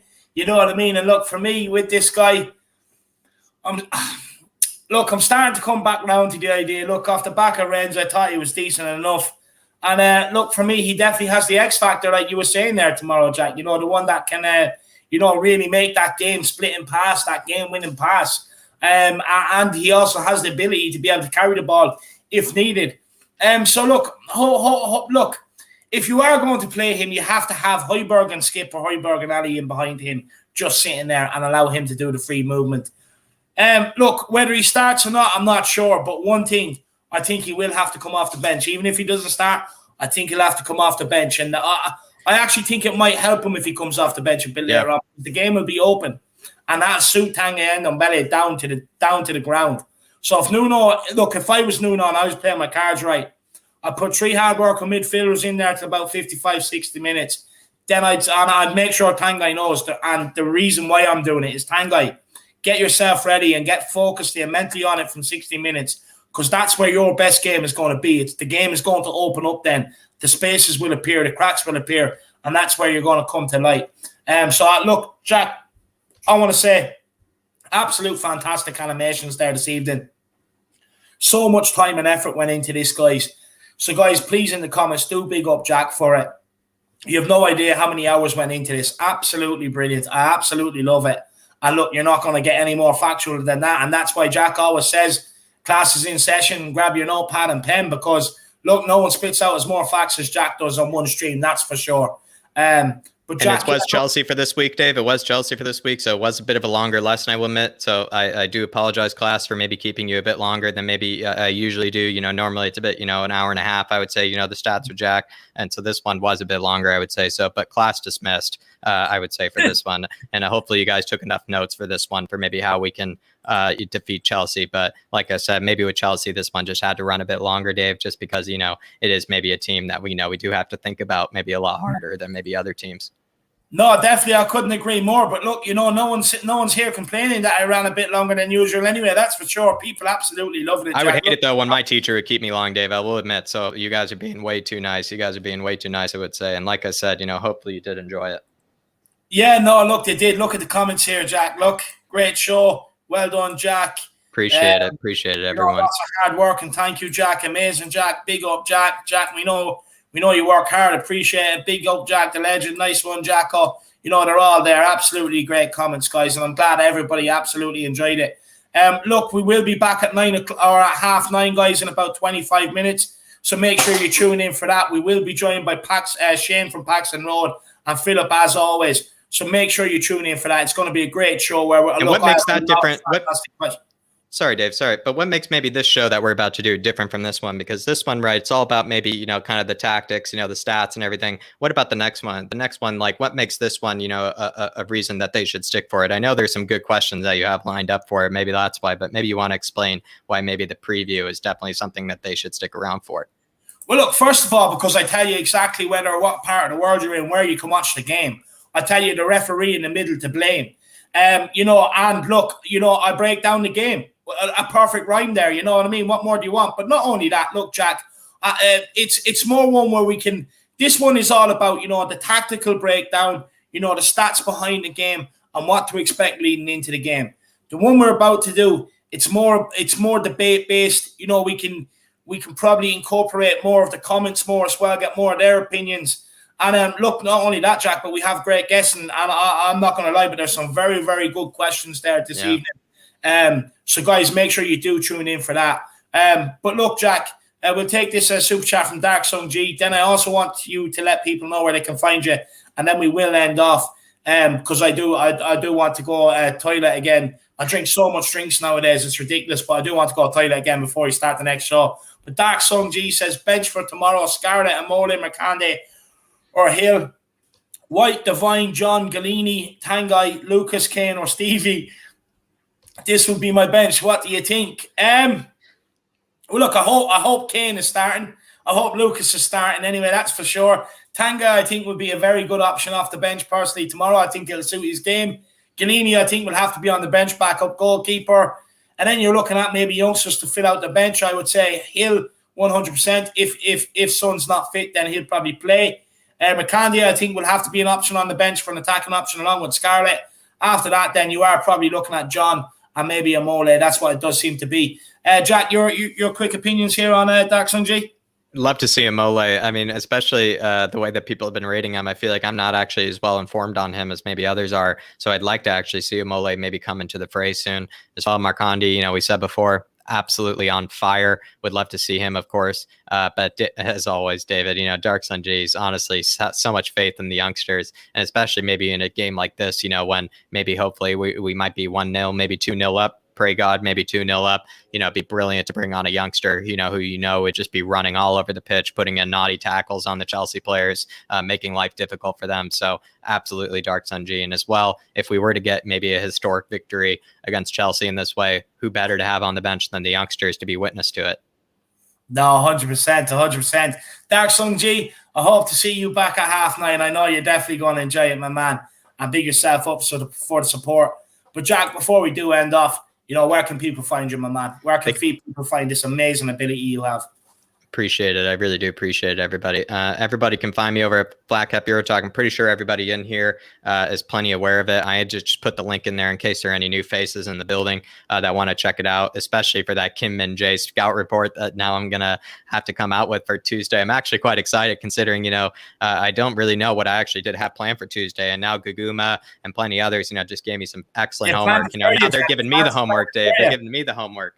They're giving me the homework to do. So as well, I'm looking forward to it. Scout reports, to everything involving Champions League, especially now that the Champions League is kicking off hot and heavy. If you need somebody that's a Spurs fan to, keep you updated on anything that is Champions League, there's no better place to go than our second channel, Flat Cap Euro Talk. And as well, everybody that is a Spurs fan, if you're looking for things maybe a bit outside, like I said, kind of the Spurs, echo chamber, you just head on over to our second channel there because you'll find all that stuff over there that is maybe a bit outside the Spurs world. And also David and I, we can't get enough of football, especially even when Spurs are not playing. We'll just find some other matches to watch, be able to, think about what other ways, maybe we can find the football. And honestly, Flat Cap Euro Talk is the best home for it, I would say, while we're thinking about things outside of Spurs. So definitely for sure, please check out that channel, especially if there are any Chelsea fans in the building, that maybe just need to find a bit more of a neutral kind of a, I would say, all greater, European football kind of content.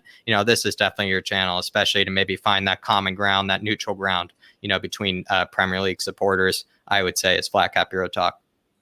No, 100%, guys. And look, a lot of people are already buzzing off. Adam says he wants to see more live streams, which we will be delivering on, Adam. Don't worry about that. But no, look, guys, here is the link. Everybody just click on it, get over and smash that subscribe button. You're not going to regret it.